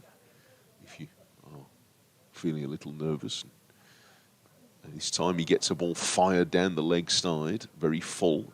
And Bairstow, who reacts as if he's creaking a bit this morning on Sunday morning, when it's a bit chilly, Johnny Bairstow, in that he's keeping wicket tidily enough, tumbling away to his left, but he gets up not in the way that he perhaps would have leapt back up when he was 21. Not that he's by any means an ageing chap, Johnny Bairstow. We should know. Slight world weariness there after stopping that one. Thompson bowls and he goes the same way here, but Bairstow not required to leave his feet this time to take that. They go through a pantomime appeal in that it was evident Bally had got nowhere near it, but they had a shout just for the sake of it. And it's 92 for 2 at the end of the over. Malik 7 and Yates 37. Yeah, they got the over right back to -1 at the moment, Yorkshire. So still working on that and getting round quickly. What's on the lunch menu for you today, Mike? I can't remember. No, it was good, though. The choices we had were very good. Yeah. But I did it on Wednesday. What do you fancy eating on Sunday? See, again, if only... So often for myself, if only Mrs. Taylor were here. She has an encyclopedic memory for whatever we ate whenever we've gone out somewhere, no matter how long ago it was. So she would know that. Sears in. It's well wide of off stump, and he's probably fairly lucky, Sears, to get away without being wided there. Rob Yates. In fact, she'll be able to tell me what I had for lunch when I came here in 2014, probably, because it's that sort of, you've either got a memory for things if you haven't. I remember cricket statistics. She remembers, things that we need to do in the house and important stuff like that. I remember strange things about things like where I was when a song was being played. Oh, yes. Those types of things. Yeah. This song always reminds me of, even though you've heard it loads of times since. No, absolutely. But it will always remind me of X occasion or whatever. Sears, round the wicket now to Yates, tries to straighten things up and is driven for 4 through the covers. James Wharton is chasing it down, but not going to get that. 4 from the moment it left the bat. And just too full and too wide. So the immediate return from switching to round the wicket, not a positive one as far as Ben Sears is concerned. 41 now to Yates. In the context of the contest, this is an excellent effort, and they're now past the halfway stage, if you like. 96 for 2, 89 to win.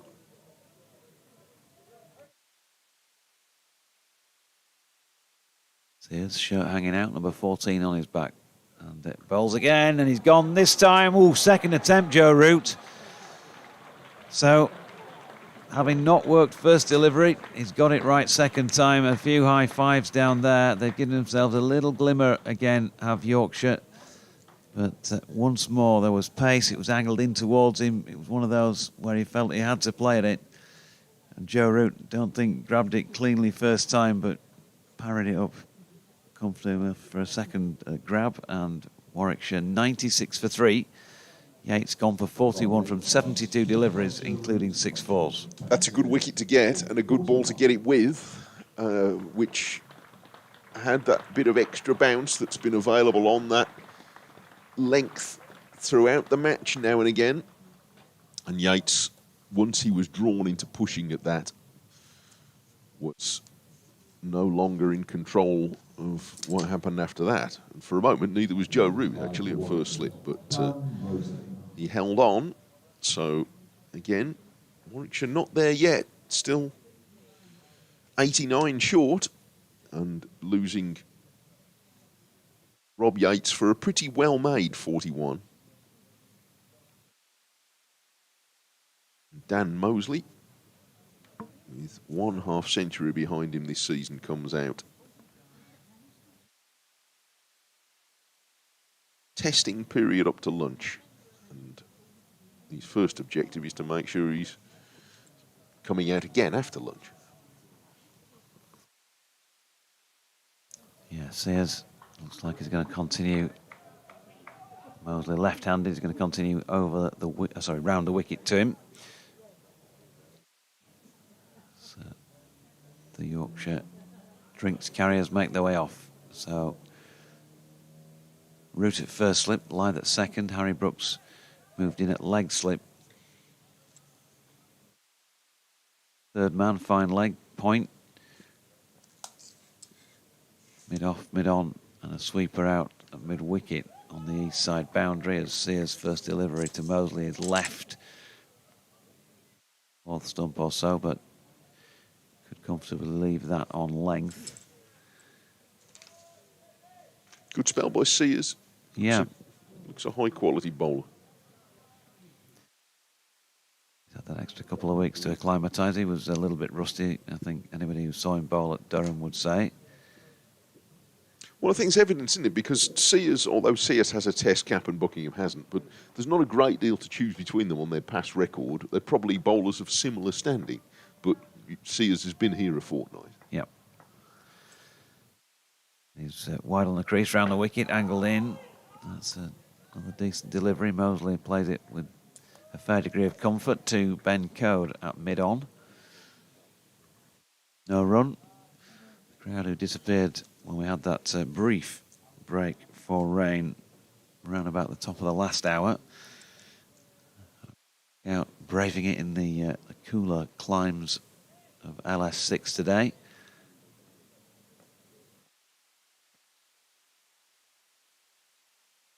Sears in again, full, driven firmly and for 4, past the diving Don Bess. That was at mid-off, wideish mid-off at that. And more or less going through extra cover. That Mosley shot is off the mark. 100 up for Warwickshire, second time around for the loss of 3. And they need 85 more runs to win this match. That's going to feel like an important milestone on the way if they're to do it. With a good starter for Mosley.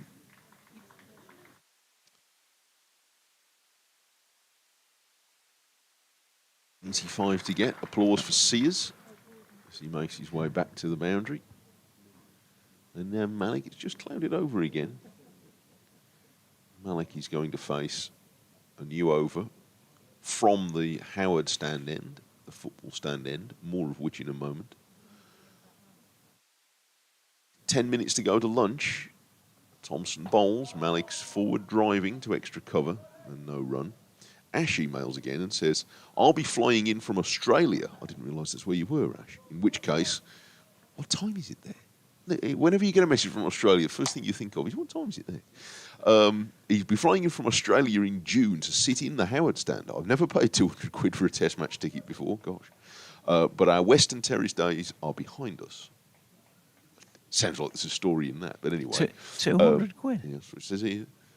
It says, I hope the Howard lives up to the billing you've given it this morning. So do I now. But Thompson bowls very full, and Malik drives up to mid-on for no run. What do you get for your 200 quid? Well, let us I know. don't know. Is that just a seat?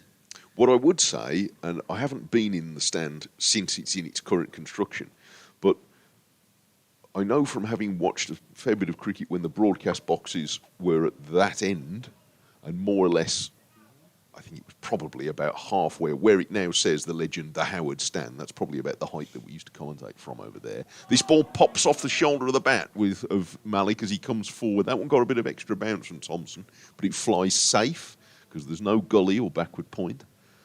And he gets a single out too deep to third man. Yeah, it was a pretty grim spot. I worked in there quite a few times as well. Yes. It was always cold.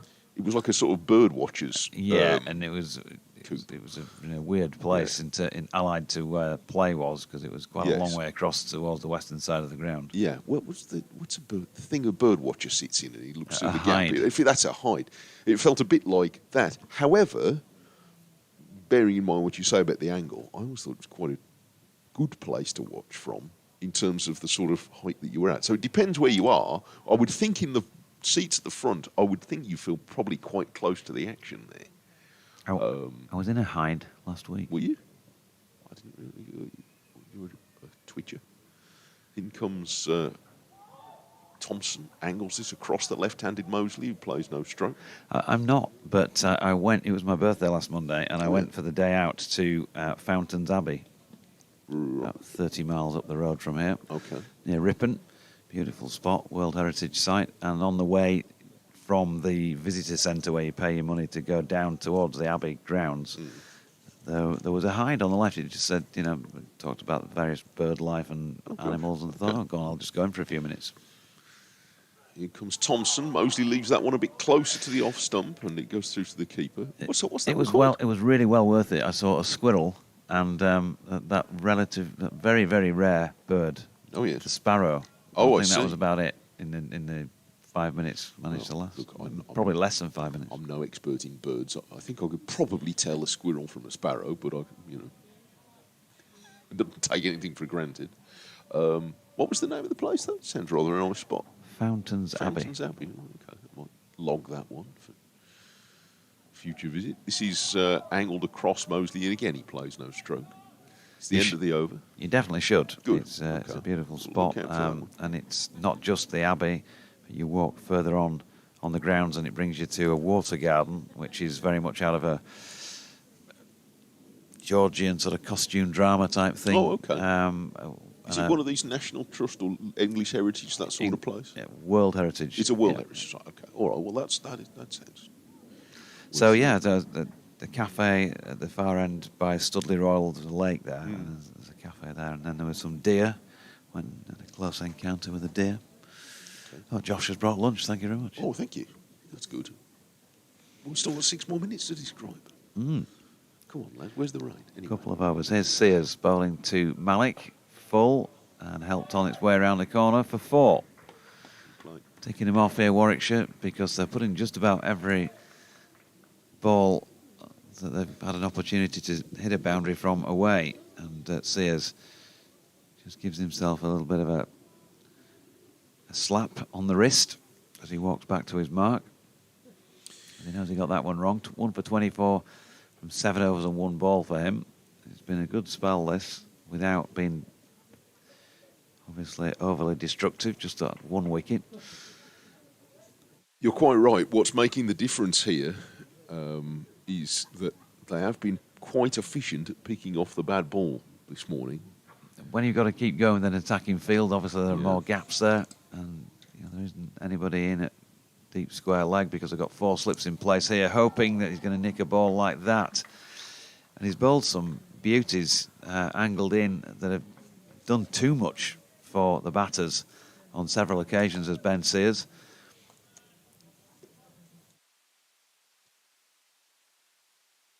Just a bit of gardening from Mosley, maybe a few words in his shell-like as well. Malik's on to 12 following that boundary, by the way. Ash tells me it is just the seat. Well, I hope you see a day's play that matches it. He says it's 10 o'clock there, or 10 p.m. there, lunch, as he calls it. Here's Sears, a ball that continues on its original trajectory through to Bairstow. No run.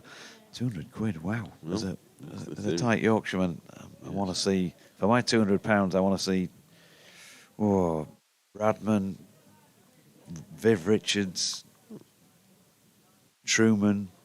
I mean, England do have some pretty good players at the moment. You know what I'm saying, though. But, yeah, no, I do. All-time world's 11s playing against each What other. I would say, and I don't know whether you've been across to Headingley before as opposed to that stand, but Headingley's, in my experience, it's a pretty welcoming place to visit, so I hope you have a good day.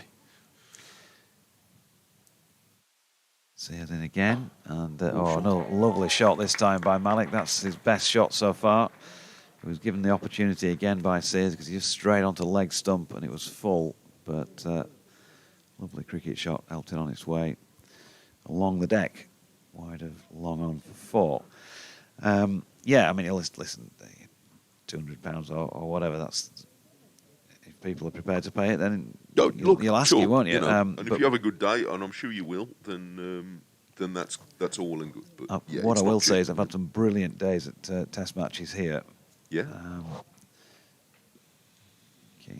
Used to come for at least one day every year from the first time that I came in '77. Right through for quite a long time. Not always possible these days doing this job because you're often somewhere else. Sears is in and he climbs into this one, does Malik. Give it a real crack square on the offside. That's a very good piece of fielding by James Wharton. I think he was in the air for a moment. There were one or two oohs and ahs among the Yorkshire fielding contingent that he might have carried. He's wringing his hand now, James Wharton, who's felt that. He's fielded well, hasn't he, Wharton? Yeah, he's good. His right hand still wringing it. Here's Sears for the final ball of the over, which Malik is happy enough to defend. So 76 more needed, 109 for 3. But the Atmos, I'm sure you've probably covered tests at Edgbaston, or if not been, as a specky. And just, when you've got a full ground, there's always... Oh, yeah. It just adds to things, doesn't it, as well? And some of the great players that you watch. I went down to Edgbaston for a test match. I've only been to one, I think. England against India. A decade or so ago, probably. Tried to get round them all, as you do. Only twice, or 2 or 3 times, actually, doing the England-India test. But went to England-India in the World Cup when... India knocked England out back in the days when games went to a second day. It rained. India were very, very enthusiastically supported on the second day when apparently they were going to win. Thompson, he's bowled Mosley here, knocked his off stump out, and an important blow just before lunch, struck by Jordan Thompson. That was right on the spot. And Warwickshire still needing 76 more runs this afternoon. That is going to be lunch. Mosley well beaten by a good ball from Thompson. And although Warwickshire have had a bit of momentum in the last little while, with 4 wickets now this morning, Yorkshire have stayed in the game. 76 to win after lunch. Yeah, big finish. The man that makes things happen does it again. Not sure if we're going to get to see that ball again, but it looks spectacular. Always does when the stumps are flattened. And the umpires are just doing what they do. Adam Lyth going for a word with them as well. But yeah, as Mike says, that will be lunch. Warwickshire resumed this morning, 15 without loss, needing a further 170 to win. Alex Davis bowled by Code for 31. Hamza Sheikh caught Bairstow, bowled Buckingham for 8. Rob Yates caught Root at first slip, second attempt off Ben Sears for 41. And now, Dan Mosley on the replay, just having a look now. Slanted across him by Jordan, just got through the gate. You wouldn't actually say, compared to some of the deliveries this morning, nope. That it's nipped Missed a straight ball there. Yeah, nipped much of anything. It might have just nipped back slightly, but it's the length, isn't it? And he's drawn forward. And he's gone through the gate. Jordan Thompson enjoyed that. We'll enjoy bringing you the rest of this one as well in just under 40 minutes' time. Do stick with us for that.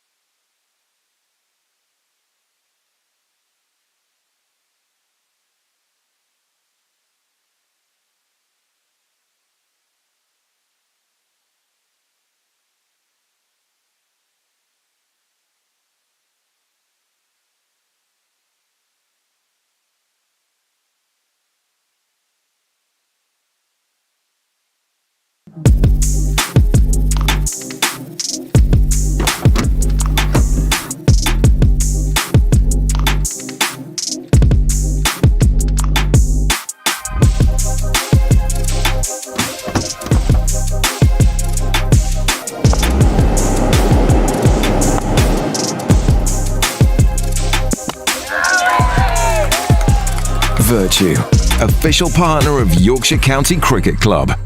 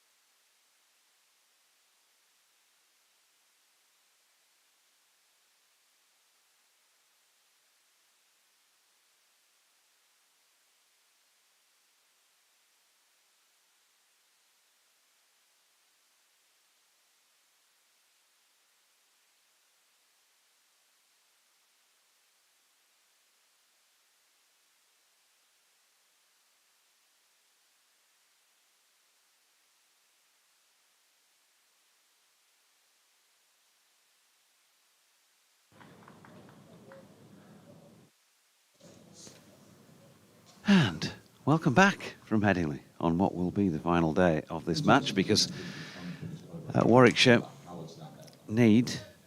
I've taken it off the board. Help me out here, Mike. 76. 76 to win, and Yorkshire need a further 6 wickets if they are going to be the side picking up the predominance of the points. Wicket taken with what turned out to be the final ball of the morning session was that of Dan Mosley, bowled by Jordan Thompson for 4 off 7 deliveries, including boundary that got him all 4 of those runs. So Thompson is going to continue, and it's Ed Barnard who's out there in the middle. Mike Taylor and Jonathan Doidge with you, and hopefully going to be joined very shortly by Yorkshire's Ben Cliff. It'd be good to get his point of view. I shall step aside when he does. He was out having a net at lunchtime, wasn't he? So he will have first-hand experience of exactly what it's like out there at the moment. What it is right now is a bit brighter than it was when we went off before lunch. There is just the odd patch of blue sky starting to come over the ground. Weather coming from the north today. What's up? There is something or somebody distracting behind the bowler's arm, and Jordan Thompson is trying to get the attention. It looks like people behind glass halfway up the Howard stand, whether it's reflecting back and catching Barnard's eye. Anyway, with 76 to win, Thompson bowls, and Barnard makes a start on that 76 by forcing a rising ball off the back foot out to deep backward point and getting 1 run. So to very briefly recap, Warwickshire this morning resuming on 15 without loss, added 94 in the first session for the loss of Davis, 31, bowled by Code. That was a good ball, full delivery that nipped back and took out the off and middle stumps. Hamza Sheikh for 8, nibbled at a ball from Jordan Buckingham and was caught by Johnny Bairstow behind the wicket. Thompson bowls, and he beats Malik on the forward push, not by much either. Rob Yates with a very well-made 41. Thought he selected his strokes pretty well, but edged a ball that bounced a bit from that most troublesome length, just short of good, where perhaps the bowlers have had the most assistance, at least with a bit of extra bounce during this match. And Joe Root made a bit of a meal of the catch at first slip, but he held it. And then Dan Mosley in this over, with what turned out to be the final ball before lunch, bowled by Thompson for 4. Now Thompson bowls wide of Malik's off stump, and he's very carefully, or rather he doesn't play, and lets it pass through.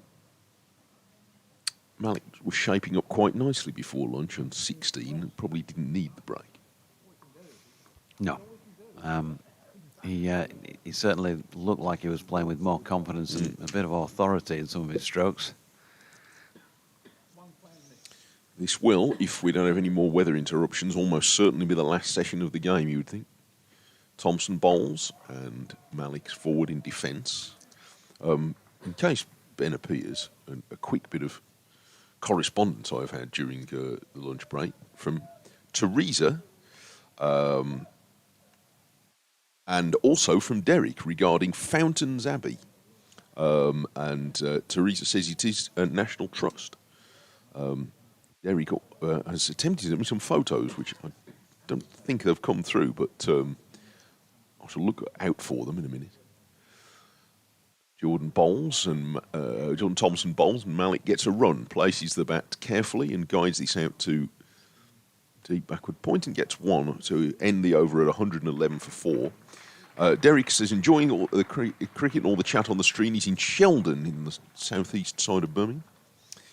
Says, I was at Fountains Abbey last September and can confirm it's well worth a visit. It is, as you said, a World Heritage Site, and is run by the National Trust, says Derek, who's a member of all those things, as well as Warwickshire. Thank you for that. And Andrew, a Blues, as in Birmingham City, and Bears fan, exiled in Barnsley, so foot in both camps. Says last season was bad for both those football clubs, so after Blues' brilliant campaign, he's hoping for a better Bears year, hopefully finding a way to get past the quarter-final of one of the competitions and win more than 1 championship game this year. Well, if this session goes well, then they'll already have won 2. However, Yorkshire have something to say about that, do they not? Ben Code May, he's back into the attack then at the Kirkstall Lane end. Bowling here to Malik, who steps across and leaves that what was a pretty clear re-loosener from Ben. They've got a long leg, wide third man, 3 slips. James Wharton is a little bit of a halfway house between point and cover somewhere, fairly square. Gap between he and Ben Sears through the covers. Sears at mid-off, George Hill at mid-on, Don Bess starting his walking on the Hessian at mid-wicket. And that's dropped into the offside by Malik, and there is no run. Further passing air traffic. I thought Code bowled a very Ben Code type of spell before lunch, in that each successive over was a little bit more threatening than the previous one. He sort of warmed into it. But he is one of the best of a sort of class of bowlers around county cricket. And I'd include Hannon Dolby in this class, although Cody's a little bit quicker than him. Here is Ben now to Malik, who turns it to mid-wicket for Besterfield. Where it is all about craft, isn't it, with Ben Code. He's never going to be the quickest bowler in a team, although he's not slow, but what he is a bowler of real skill, who works his way through batting order with quite a bit of experience behind him. And Code would be towards the forefront of that group. It's Cook at Essex, now the England team would be in that group too. Yeah. Here comes Code again, dying as it goes way past the outside of off stump. Malik able to leave. Yeah, I think the feeling with Ben Code has always been that he can bowl quicker, but he bowls at the pace he does because he wants that accuracy. Well, there should be room in a team, especially at either end of the season, for somebody who's going to do that. It doesn't have to be about 4 or 5 guys running in and hurtling the ball as fast as they can. There's other ways. Code again, it's up there to drive, invitation accepted, and unfortunately for Ben Code and for Ben Sears, the latter has not fully got his hand on that. And it's going to go for 4 straight through. Sears at mid-off. Not what you want when you ain't got many to defend, or left to defend. 70 now needed. Malik's 4 takes him to 21. George Hill ran quite a long way after it and only just got beaten by the ball. Pretty good shot that from Malik, who's playing nicely. Yeah, it's Code again. This one straight, and Malik defends up to Hill at mid-on to complete over number 31 with Warwickshire on 115 for 4. And as I say, just 70 more runs to win. Yorkshire have got to maybe take a gamble or two at some point, but probably no need for panic on that front. Still with 70 left. Just got to keep nagging and trying to find a way through. Well, the optimistic case is that they need 6 good balls, and there's been a few out there in this match.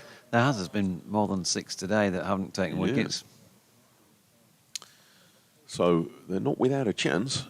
Thompson starts a new over, and Barnard, who's gently forward to this and guiding it, angling it down to Brook at third slip.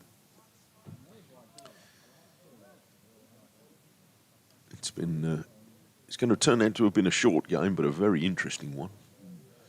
Barnard has made a significant score, as well as taken quite a lot of wickets, but significant score in all 4 of Warwickshire's games so far. He is their leading run scorer to date in the Championship, although that was this morning. Yates might have passed him this morning, actually, but there's not much in it. Barnard pushes up to mid-off, and he's exactly the right sort of character to be coming in at this point. And Barnard, who got 41 runs in the first innings, when at the point where Warwickshire were most struggling in this match, really, having come in at 47 for 4. That was probably the instant of this match where Yorkshire were furthest ahead, in a manner of speaking. Thompson bowls and Barnard defends into the offside. Barnard first with Mosley, And then with Webster, pulled Warwickshire back level and then back ahead to get that first innings lead of 48.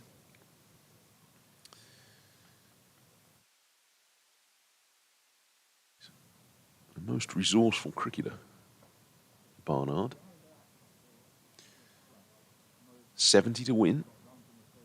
Stands with the bat erect behind him and keeps it there as a ball from Thompson curves away outside the off stump. It's just offering to swing a little bit now for Jordan Thompson. Swung a lot today. It's been more about movement off the pitch, really, but it's just getting it to go a little bit. Yep. Yeah.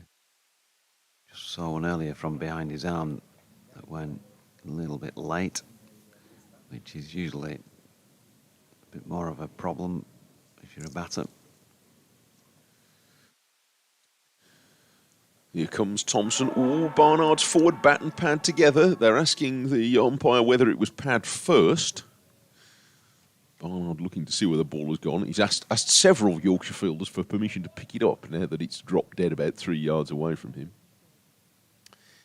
But that felt like slightly a displacement activity rather than have to look at the umpire. Out. Well, precisely on the replay, but he might be right. Might have just clipped the inside edge onto his pad. Direction-wise, it was pretty sound.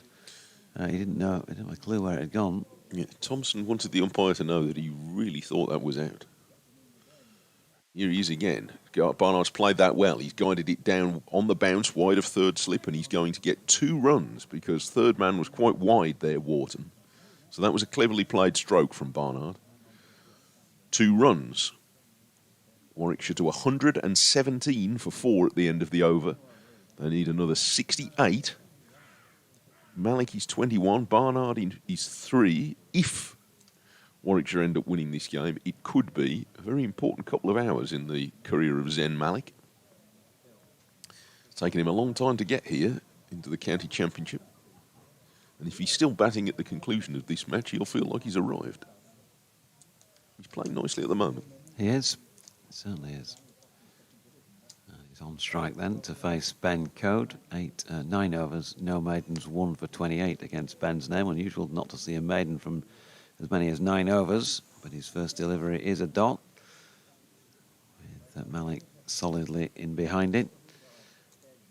So, quite a bit, in a sense, resting on the season of the teams here. Whoever can get the win. Warwickshire very much favourites to do that. Code making his way back to his mark, and while Ben Code does, Ben Cliff will take his seat alongside. As Code comes in, good delivery, just a little bit too wide, the starting point, but passes Malik's bat on the rise, and he was hanging it out there, thinking about playing a shot. 117 for 4. Welcome along, Cliffy. Georgie, you all right? Yeah, thanks for coming and joining us. No worries. Nice to be here. It's been a good 24 hours or so. More on that in a moment. 117 for 4 then. Code leaving us behind at the Kirkstall line end to come in and bowl to Malik, who drops into the offside. Wharton Fields, no run.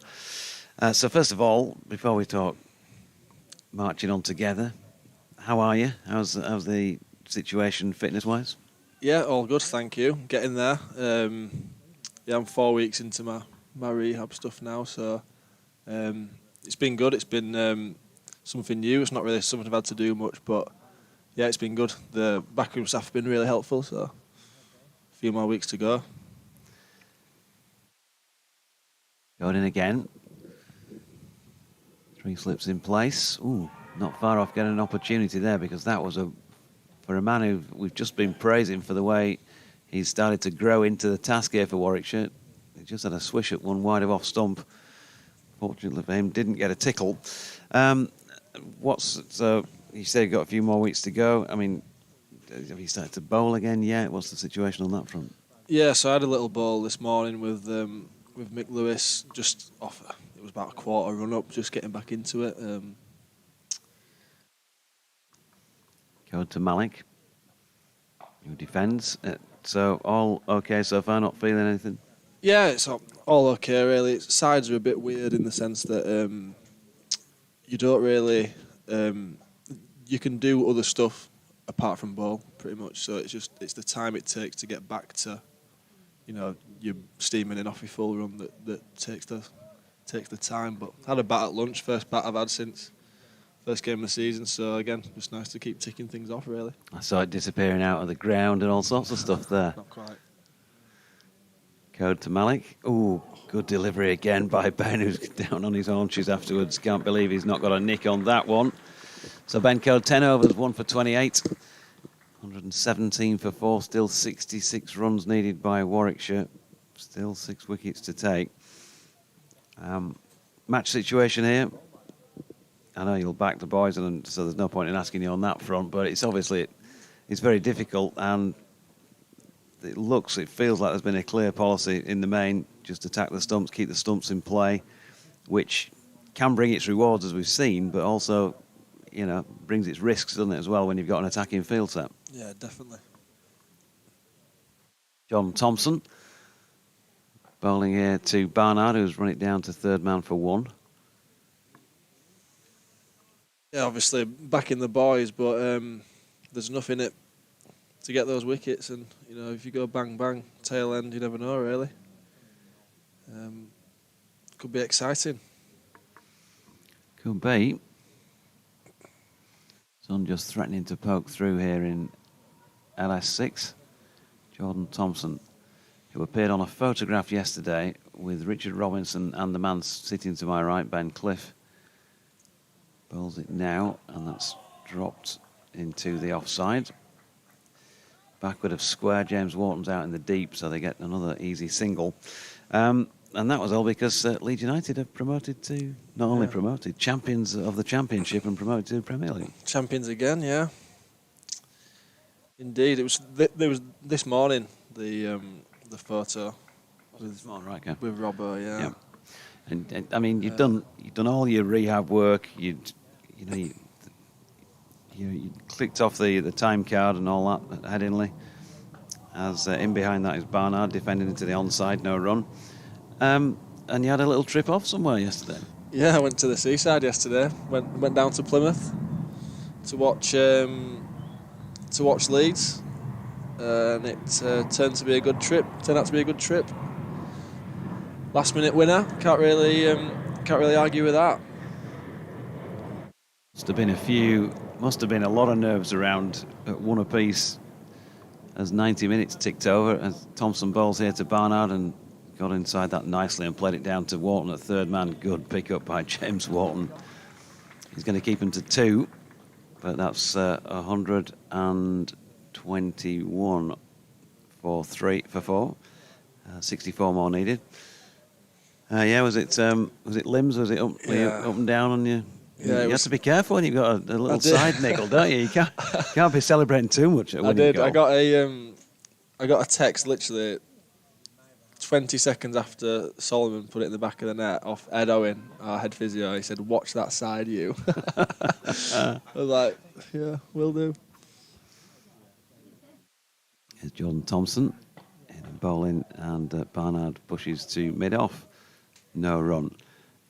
I've talked to you about this off the air, but while we're live, it's so frustrating for you. That first match of the season, you were going so well. I don't know, just looked from watching the pre-season friendly like you'd put a yard on. It was coming out well down at Hampshire and all that, and then, oh, dear me, start of the season as well. Yeah, it's awful timing, if anything, but, there's lads, I just think, put it into perspective. To Barnard, solidly behind it and defending to complete the over at 121 for 4, still 64 runs or 6 wickets needed. Yeah, try and put it into perspective and things like that with, good mates of mine, Rev and Milnesy. They've had long-term, especially Milnesy, he's had really long-term back injury, and it can always be worse. 8 weeks is a drop in the ocean for boys like that. So you just got to crack on with it. It's part of the journey, really. And like I said, I've not really had much rehab to do and things like that. I've been lucky for the start of my early career that I haven't had anything really, and it's just typical that, as you say, first game of the season, get inside, it happens, but be better for it. Hopefully just a one-off. Code out the Kirkstall Lane end, and that's punched quite firmly towards mid-on. A tumbling stop by Ben Sears, no run. And what are your thoughts on the 3 days so far? Obviously, you're not around to see much yesterday, but you know what? This is why you play cricket to try and win the 4-day format, the longer format. It's better than rocking up on Monday knowing it's going to be a draw. It's good. There's going to be an outcome really, and boys have played well. It's good again. Turned to leg this time. Just a feeling for that a little bit, Malik. But he got it away square. Best fields. They get another one, but they're continuing to just tick these off in ones and twos. Put the bad ball away. And it's such a conundrum for your skipper on what to do here, because he wants those bowlers that are not likely to give that many away. He wants that accuracy, but there's got to be that tendency as well to turn to a bit of zip, just to try and pull something out of nothing, really. Yeah, we've got those lads in the locker. All the while, the runs just keep draining away as Cody's in again. It's wide of off stump and Barnard leaves. Is there a bit of rain? Seeing things? No, there is a little, a bit of drizzle. Signalling going on from square leg as well, as if maybe they're prepping the ground staff to get ready with the covers. But it is definitely drizzling. I just freshened the pitch up a bit for Ben Code, who's bowling now to Barnard. Strokes it to Sears, mid-on, no run. He looks a fair handful, Ben Sears, if he gets it, or when he gets it right, doesn't he? He does, yeah. He's obviously just off the back of a good stint with New Zealand, and yeah, he looks a handful. I don't think I'd like to face him. Well, he won't have to. No. I don't think they'll be sending you in as a guinea pig in the nets. No, definitely not.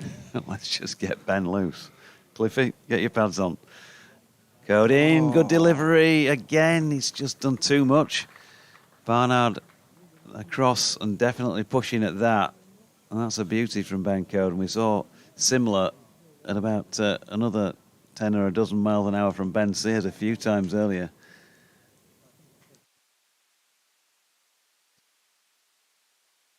Well, there definitely have been quiet periods here and periods where Warwickshire have continued in the ascendancy. There's always that threat on this surface that the next wicket could come any time. Coding again. And this time Barnard plays it down to Gully to complete the over at 122 for 4, then 63 more needed. So you're going to be season ticketing next year at Ellen Road? Yeah, I renewed it last week. Well, I was saying that, my dad will be using it for half of it because if I go back away for the winter, so that was one of the sacrifices going away last winter, was not watching Leeds, but it was all worth it yesterday. I mean, if he struggles for any company there and you've got an extra one, I'm quite happy to give him a number, Cliffy, and I'll go along and watch a few games with him. Keep you in mind. I bet you've got a queue. New stadium soon. Yeah. Get some bums on seats there. Has that now been confirmed, or is it still the usual speculative plans for? Last time I saw it was Malik just defending a Thompson delivery. No, I think it's properly planned. Yeah, I don't know when they start. It might be starting properly. 26. I haven't properly read it, but It's going to be about 58,000, is it? Something like 59. I think it's mid-50s, maybe 50, 54, right. 55. Thompson In again from the Howard stand end. It's full and down the leg side. Good take by Johnny Bairstow. There's a puff of dust as it goes through past the feet of Malik. No run. Atmosphere should be, well, it's already brilliant anyway when you go to Elland Road, but with an extra 20,000 in. Who was your pick for Player of the Year this year? You know what? I think Bogle's been very good, especially the back end now. Just to see us up, he's been unplayable on his day. Thompson to Malik, worked into the leg side, was in the air for a moment, but bounces short of George Hill. No run. But yeah, Roden been really impressive, and Tanaka, new signing, he's been a steal. I think he'll go well next year in the Prem as well. I thought you would have said Rodon, gotta say. Just a leader, wears his heart on his sleeve. He's class. Somebody at my cricket club last night suggesting Peru. But 14 goals in the season, including a recent hat-trick. He's been good. Thompson is in, and Malik opens the face and runs it out to the sweeping James Wharton for a single. Rumours, by the way, at the pre-season lunch that the lads are calling Tomo Doiji. What's all this about? Well, Tomo's doing a journalism course. You know, one of those online things. Mm-hmm. So I think they've taken inspiration from you, Doiji. Well, he's not asked me for any help, which is probably a comment on what he thinks about my journalism. Well, here he is bowling to Barnard, who's run it to Gully, where Harry Brook does the fielding. we were saying that he should speak to you, so I'll tee it up again. I give him a great nickname, like the man that makes things happen. It just trips off the tongue instantly, doesn't it? You don't have to work on that at all. And I just get Doiji. Doiji back. It's a compliment. Shouldn't it be the man who commentates on the man that makes... No, maybe not. There's still a little bit of drizzle. Just a little bit of drizzle around. But I think it's eased in the main as Barnard walks into this one and pushes it to mid-off, I should say. Ben Code fielding. End of the over, 123 for 4. Still 62 to win. And Ben Code is going to continue. What do you do now? How are you going to get a wicket? Got to keep being disciplined, really. I think there's enough in the pitch for you to not be trying loads of things, really. Cody's good enough to stick in there and find an outside edge. Bit invariable. Yeah. Certainly is. Bowled Alex Davis for the first wicket in this second innings. Spectacular fashion, stumps uprooted. He's bowling here to Malik. Hamza Malik, who pushes into the offside. He's going to get through for another single. I mean, there has already been obviously a little bit of, well, we can't completely attack here because just 2 slips and a gully now. At what point does that become 2 slips and blocking other areas, trying to cut out singles? I think you've got to try and be as aggressive as you can, to be honest, and die by the sword, if you like. Here's Code again. Barnard goes back foot, punches away through the covers for 4. Just a bit too short from Ben Code this time. Not massive amount of width, but he's really played that on length, hasn't he?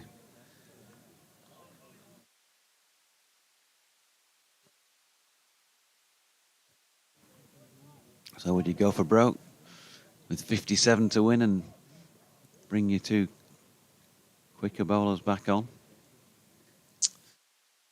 Give Cody as many as he wants at the moment, really. And he's here now. Another good delivery. It's a cracker. It's a beaut, isn't it? Barnard can't get forward to it, wants to. But also good enough to not get a nick on it. Having a little smile, and he's just replayed the shot I think, in fun there, just hanging his bat out at it. But there is a brolly up. Doesn't necessarily mean it's raining. But it might be just in case it does. New caps on and hoods up. 28 for 4.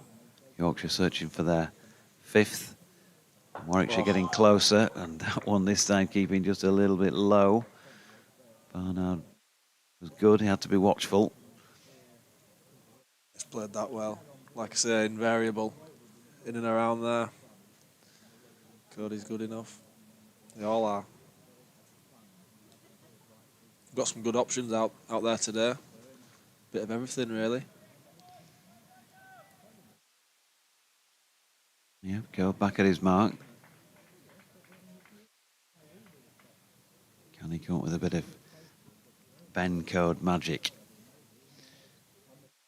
This delivery, which is wide of off stump, and again keeps pretty low. Johnny Bairstow almost flat on his face, taking that on the second bounce.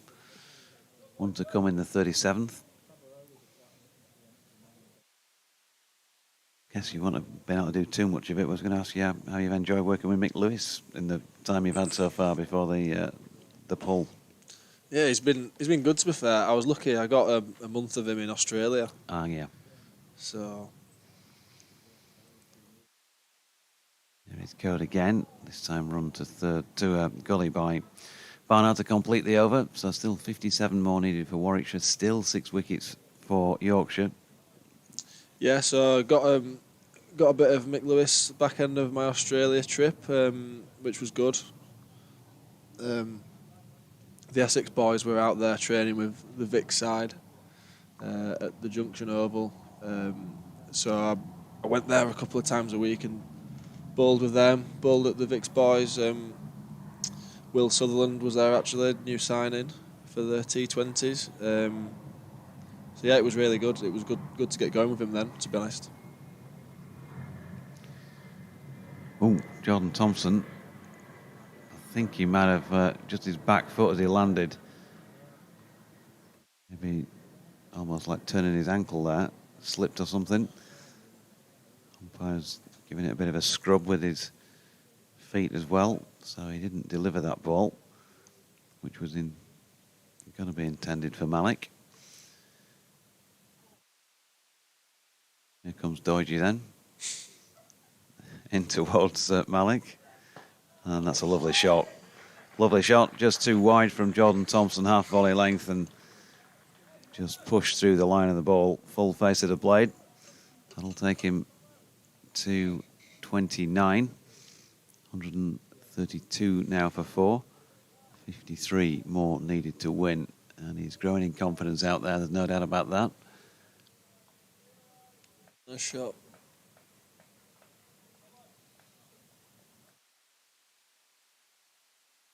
Yeah, right across over the top of it. You just, if you can ever tell from this distance, 4 floors up, just feel like the body language from him has been good. He's been accumulating here. Thompson into him again, and this time down the ground. There you go, case in point.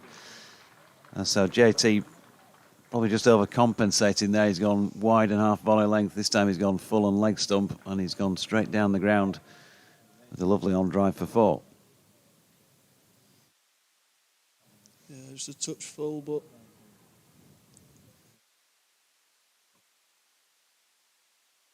just talk us through this.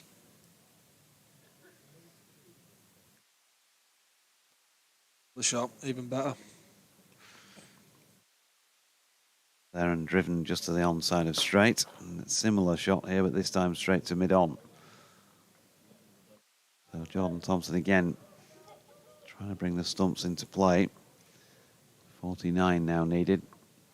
I think if you're a Bears supporter, you'll be feeling pretty confident with some firepower, the likes of Bo Webster, who scored heavily in the first innings, to come in. Feels fairly quiet out there at this moment in time. Thompson in again, and blocked this time by Malik. What about club cricket, because obviously you've been involved at one or two over the years.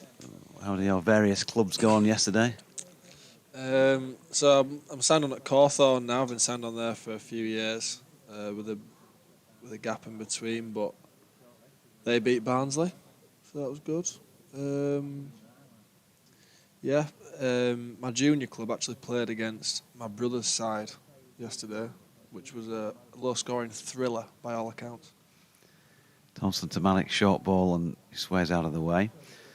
So go on, what were the scores there? Who was that? That was Copley? Yeah, Copley. Against... So Toby plays for, my younger brother plays for Warley in the Halifax League, and they played against Copley, which is, well, both our junior clubs, and also Ollie Hannon Dolby's junior club, Bears player. So, yeah, Toby's side bowled out for 108 and lost by 2 wickets. So it was doing all sorts, he said. Apparently. Yeah. It sounds like a bag of snakes. Here's Thompson to Malik. Ooh, that one just spits a little bit, and he controlled it well in the end. JT, in typical Jordan fashion, can't believe that's not got him a wicket. It's very good length, Jordan. So yeah, tight game.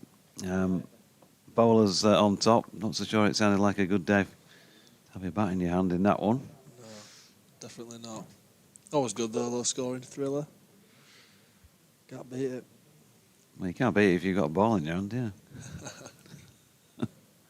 So there's been some tasty figures there yesterday.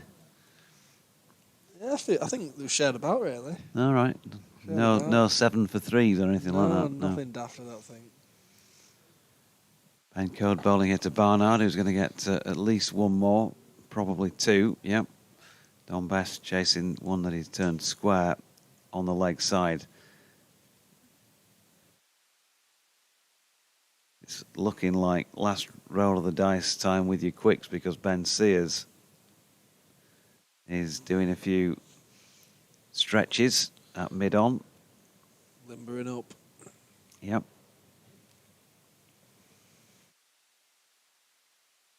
Code, meanwhile,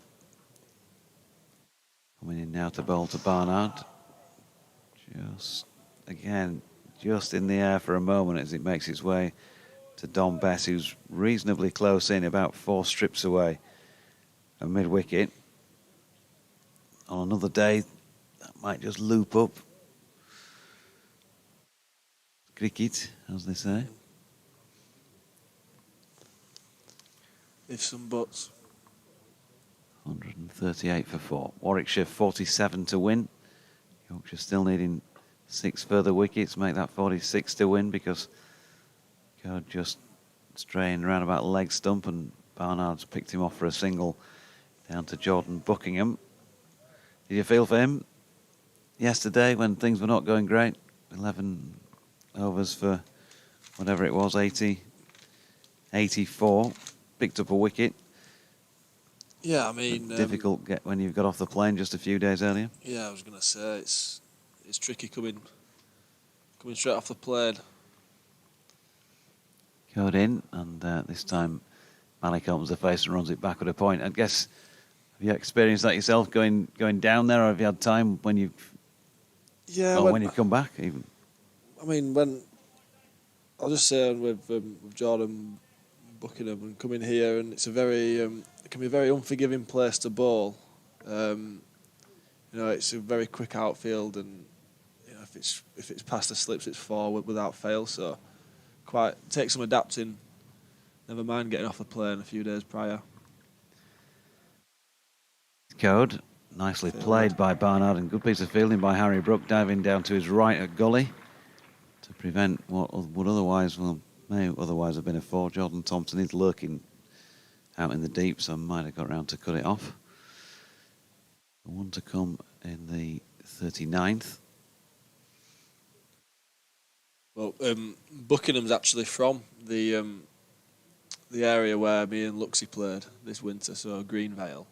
That's where it's his home. It's his junior club, home club, and it's where he's actually from as well. So small world. Yeah. Cody's in, and that's open-faced punch by Barnard square on the offside for another single, so they're just milking the singles here while they can. And it's looking like Johnny Bairstow's going to turn to a bit of gas and see if he can blast out a couple here at one end, and also making a change at the Howard stand end because George Hill is coming back into the attack. I always find George difficult to describe because you can't really pin him down to any one thing that he does as a bowler. He just seems to do all sorts. What do you think? You doubtless have obviously watched him, but have you faced him in the nets as well? Have you tried to work him out? I think I faced him indoors maybe a couple of winters ago, but yeah, I'm pretty clueless anyway. So when you've got Hilly zipping it both ways past you, yeah, he's pretty good.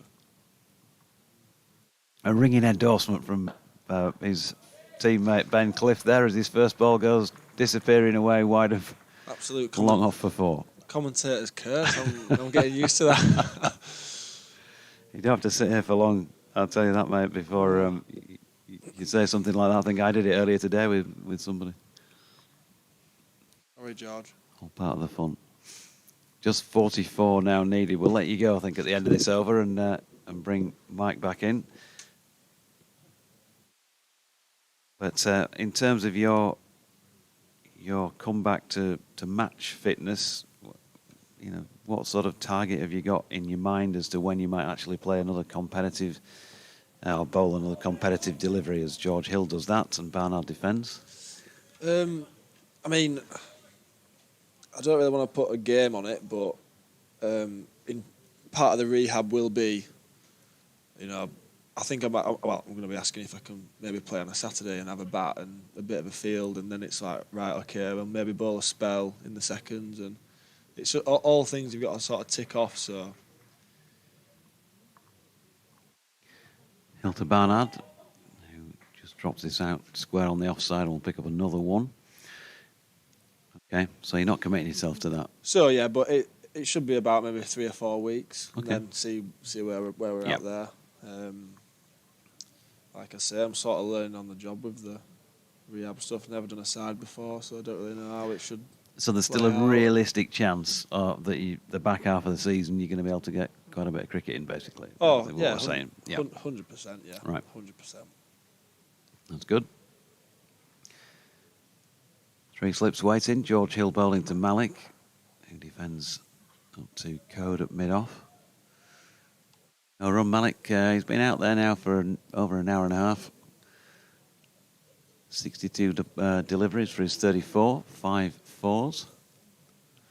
And Ed Barnard now been out there for over 40 minutes as well for his 19. Ben Sears, meanwhile, is doing a good impression of a sprinter. I noticed that Bessie was sort of taking the mickey out of you down here earlier on when you were going through your fitness stuff. Hill's latest delivery is defended by Malik. He was just trying to get me to run a bit faster. Oh, was he? Right, okay. Yeah. In typical Bessie style. Yeah, I noticed he only did about the last 15 yards of the whatever it was that you were doing, 200 or something, 160. Last 15 yards about 3 times, then said he was knackered, I think. Well, one for a laugh. Final ball length of the over by George Hill. Ooh. And Malik, for a moment, looked like he might fall over that one, but he's played it in the end. So 40 overs in, 146 for 4, 39 more to win for Warwickshire. Ben, we'll say thanks very much for joining us. Enjoy the continued Leeds United celebrations and the return to full fitness. We'll look forward to seeing you as and when during the later part of the season. No worries, thank you for having me. Cheers. Ben Cliff.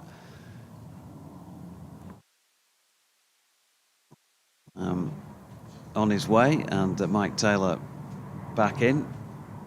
Obviously we wish him well with that continued return to fitness, and hopefully he'll get plenty of cricket in second half of the season and be back as part of this Yorkshire seam bowling cohort. We're going to see another one of those now because Ben Sears, following those warm-ups, is coming back into the attack at the Kirkstall Lane end.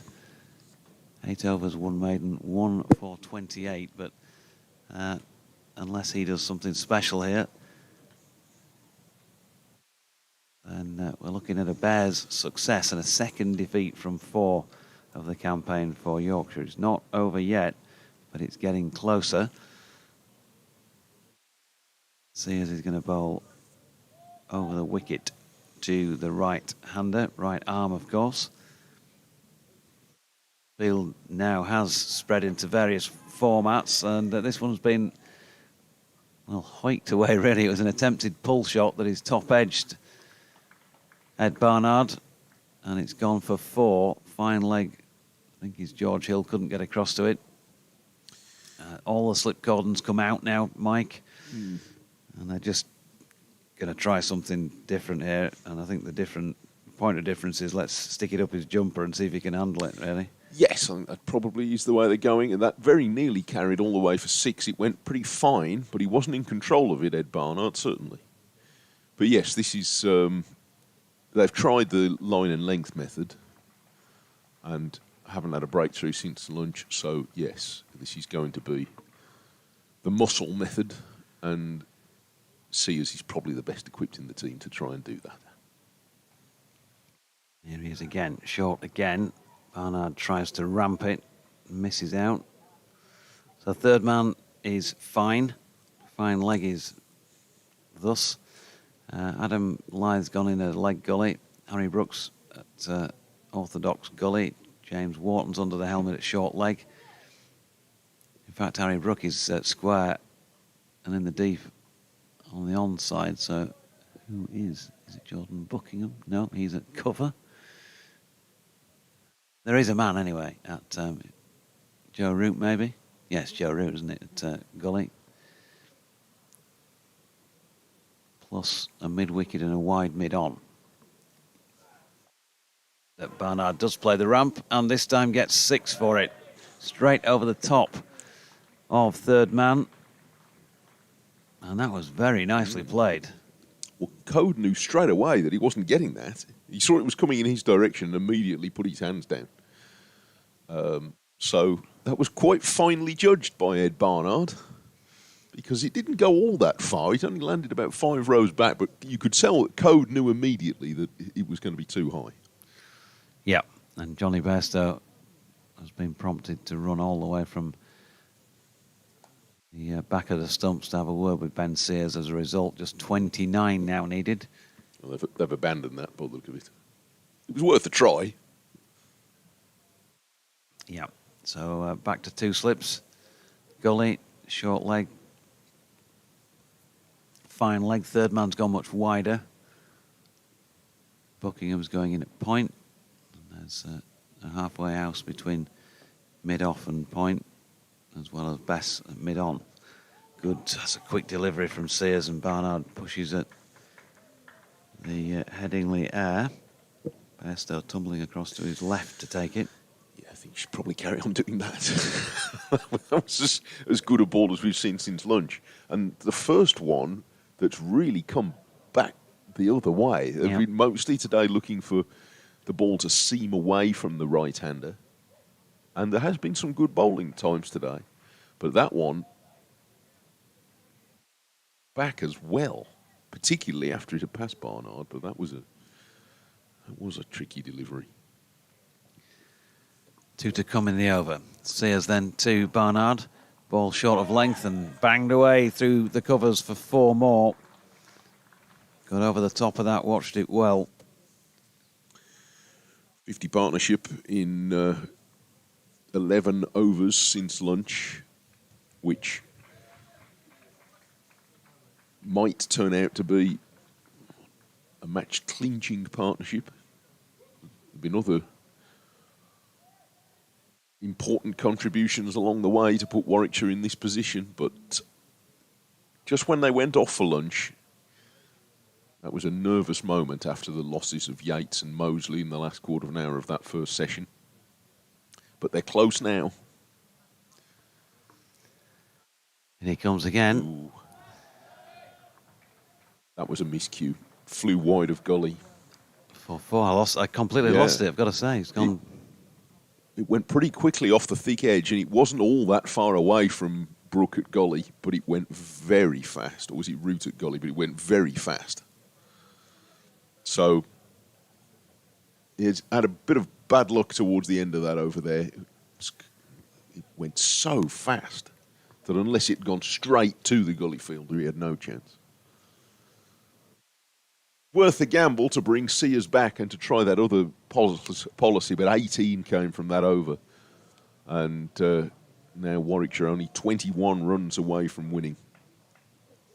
Barnard again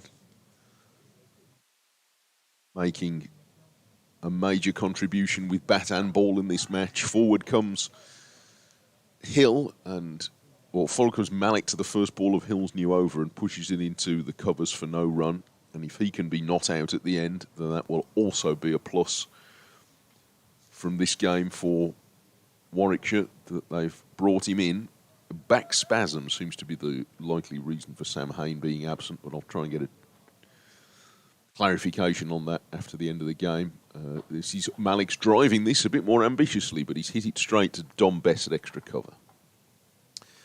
But bringing in Malik, who they bought here as it were, as the 13th man, as the spare batter. But this innings so far of 34 feel a bit more that he belongs. Every batter must need an innings to settle down when they come first to this level, and he'll feel happier after this. After a single-figure score in the first innings and 2 low scores when he was in the one-day cup team last year. This one he edges into his pad and away on the offside. 164 for 4. But Barnard's contribution, 41 in the first innings, 37 so far in this, and 3 wickets in each innings. And Malik, he pushes forward, this dribbles off the outside edge and runs along the ground between keeper and first slip for 4. Very difficult to stop that when it's scuttling through. Trying to catch a mouse. I think Bairstow might have got one hand on that. Yeah. But that was tricky. Now things, as the finish line comes into sight, Warwickshire getting 1 or 2 little breaks here as well. Malik up to 38. Comes Hill, scoots in again, ball short to Malik, who's threw the shot early here, looking to pull. And he almost spins round 360 degrees and sees the ball again as it runs out to Wharton at mid-wicket. Barnard's consistency is proving to be one of the key ingredients that is pushing Warwickshire towards the top of the early season table.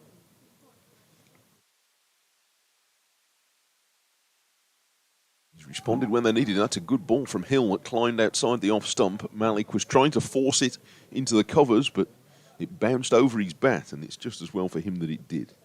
He's 38 at the end of the over. Barnard 37. 168 for 4. Barnard now up to almost 320 runs for the season and 11 wickets in the 4 games. So makes a difference to any team in the championship if they can find an all-rounder who is delivering. Both sides of the game. Yorkshire have got a few candidates for that, but if any of them are going to pull this game out for them, then it's now or never. Yep, they've gone back to that field for the short ball this time, and first up Sears bowled it not that short. Barnard is a little bit defensive in how he plays it, fending it into the leg side. And Bess fields. If Malik comes onto strike, I assume that they'll try it for him, just because there's presumably a lack of data on knowing how he'd deal with it. Yeah. Sort of why not theory. So 17 needed. Sears from the Kirkstall Lane end. Short ball. Barnard has a go at it. He's gone. It really did climb on him, and doing a bit of a limbo, leaning back, trying to ramp it as he had done off Sears in the previous over for 6. But this time he gets a nick through the gloves of Johnny Bairstow. It's a 5th Warwickshire wicket that has fallen, but it feels like At this stage, it is too little, too late. Warwickshire 168 for 5 in their second innings. Barnard gone for 37 off 39, including 5 fours and a 6. Well, they have at least dislodged him. It'll bring in Webster.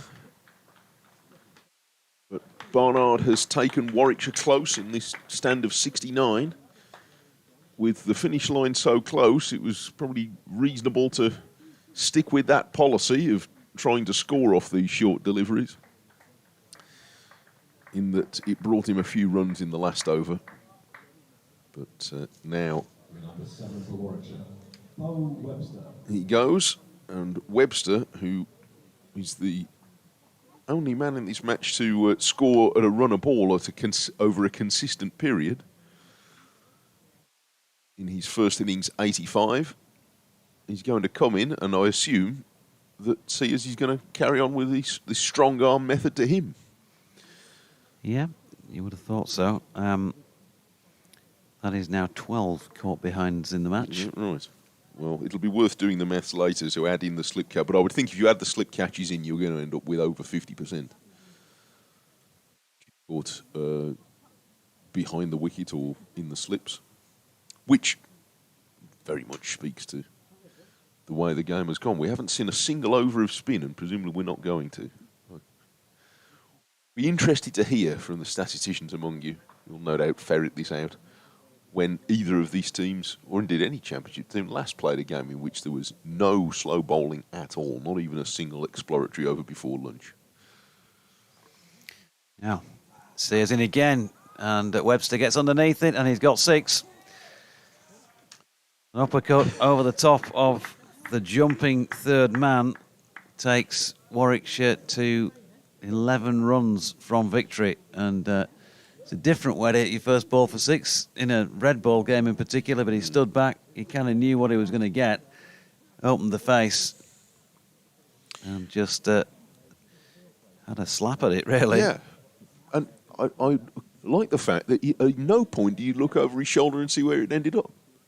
It goes where it goes, but I suppose you're working on the theory that a man of his size swinging that hard, if he got anything but a very faint edge, it was probably going to fly all the way anyway, over not a huge distance from those stumps to the boundary.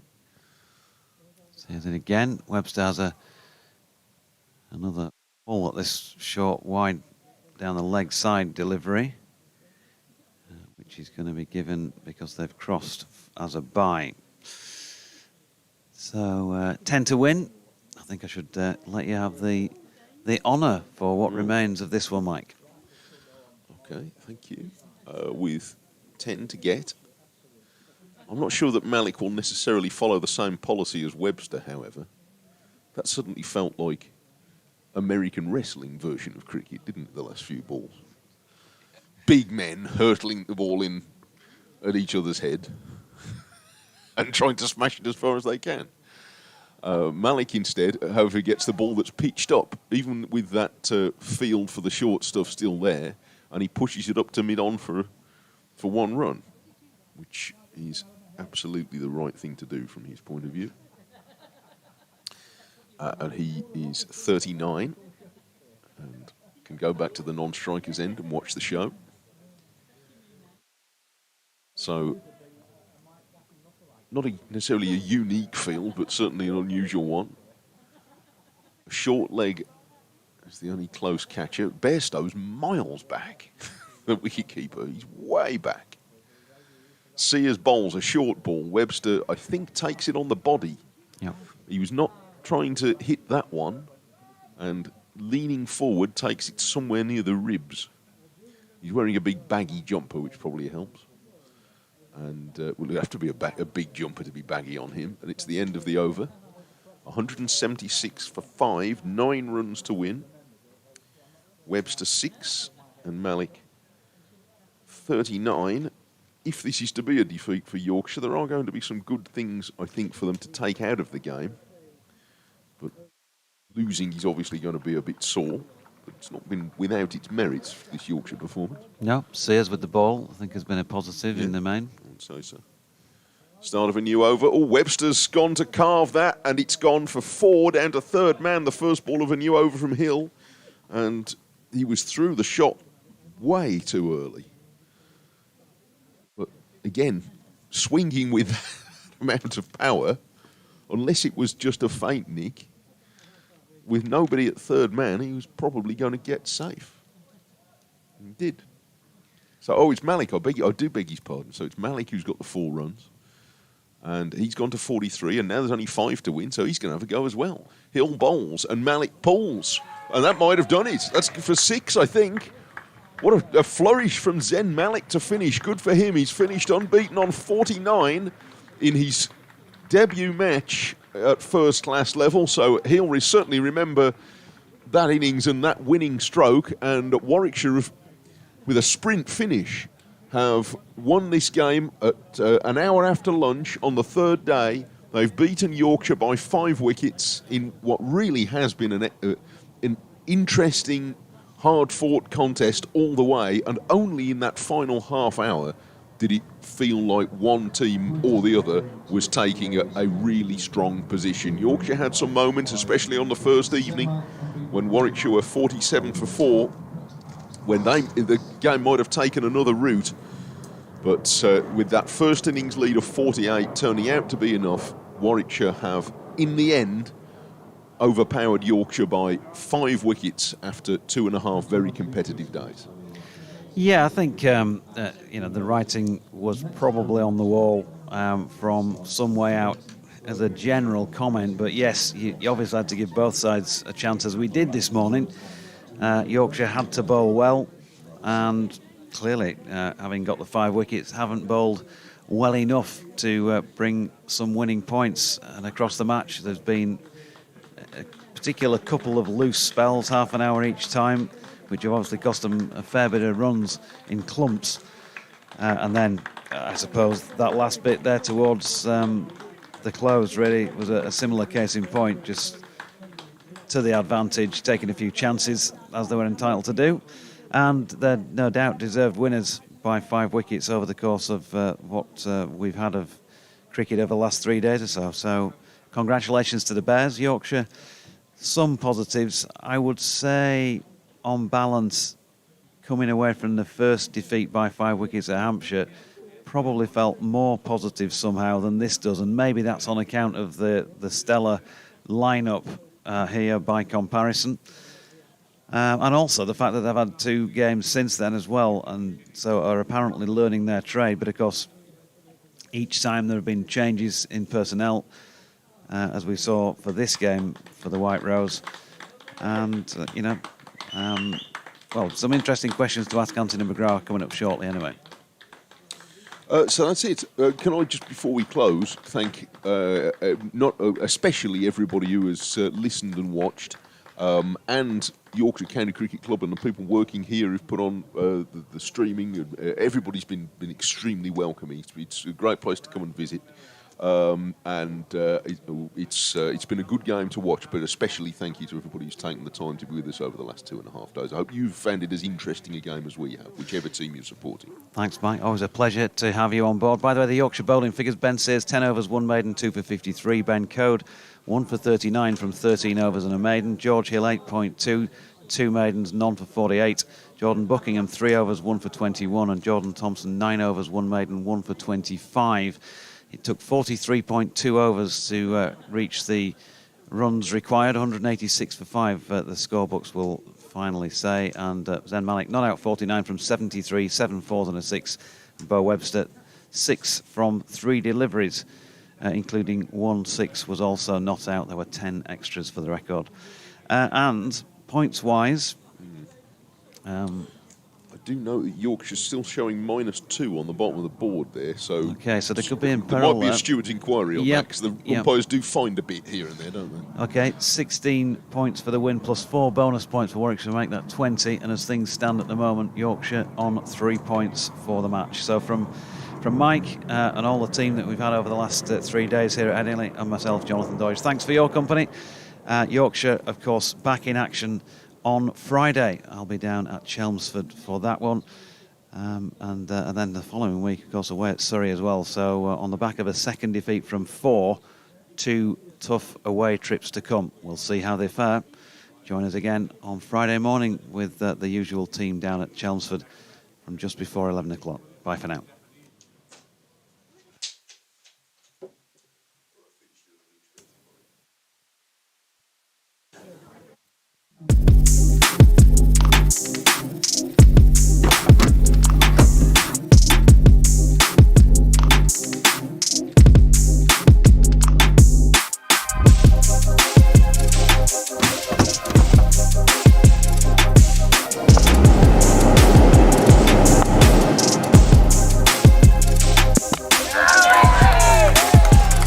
Vertu, official partner of Yorkshire County Cricket Club.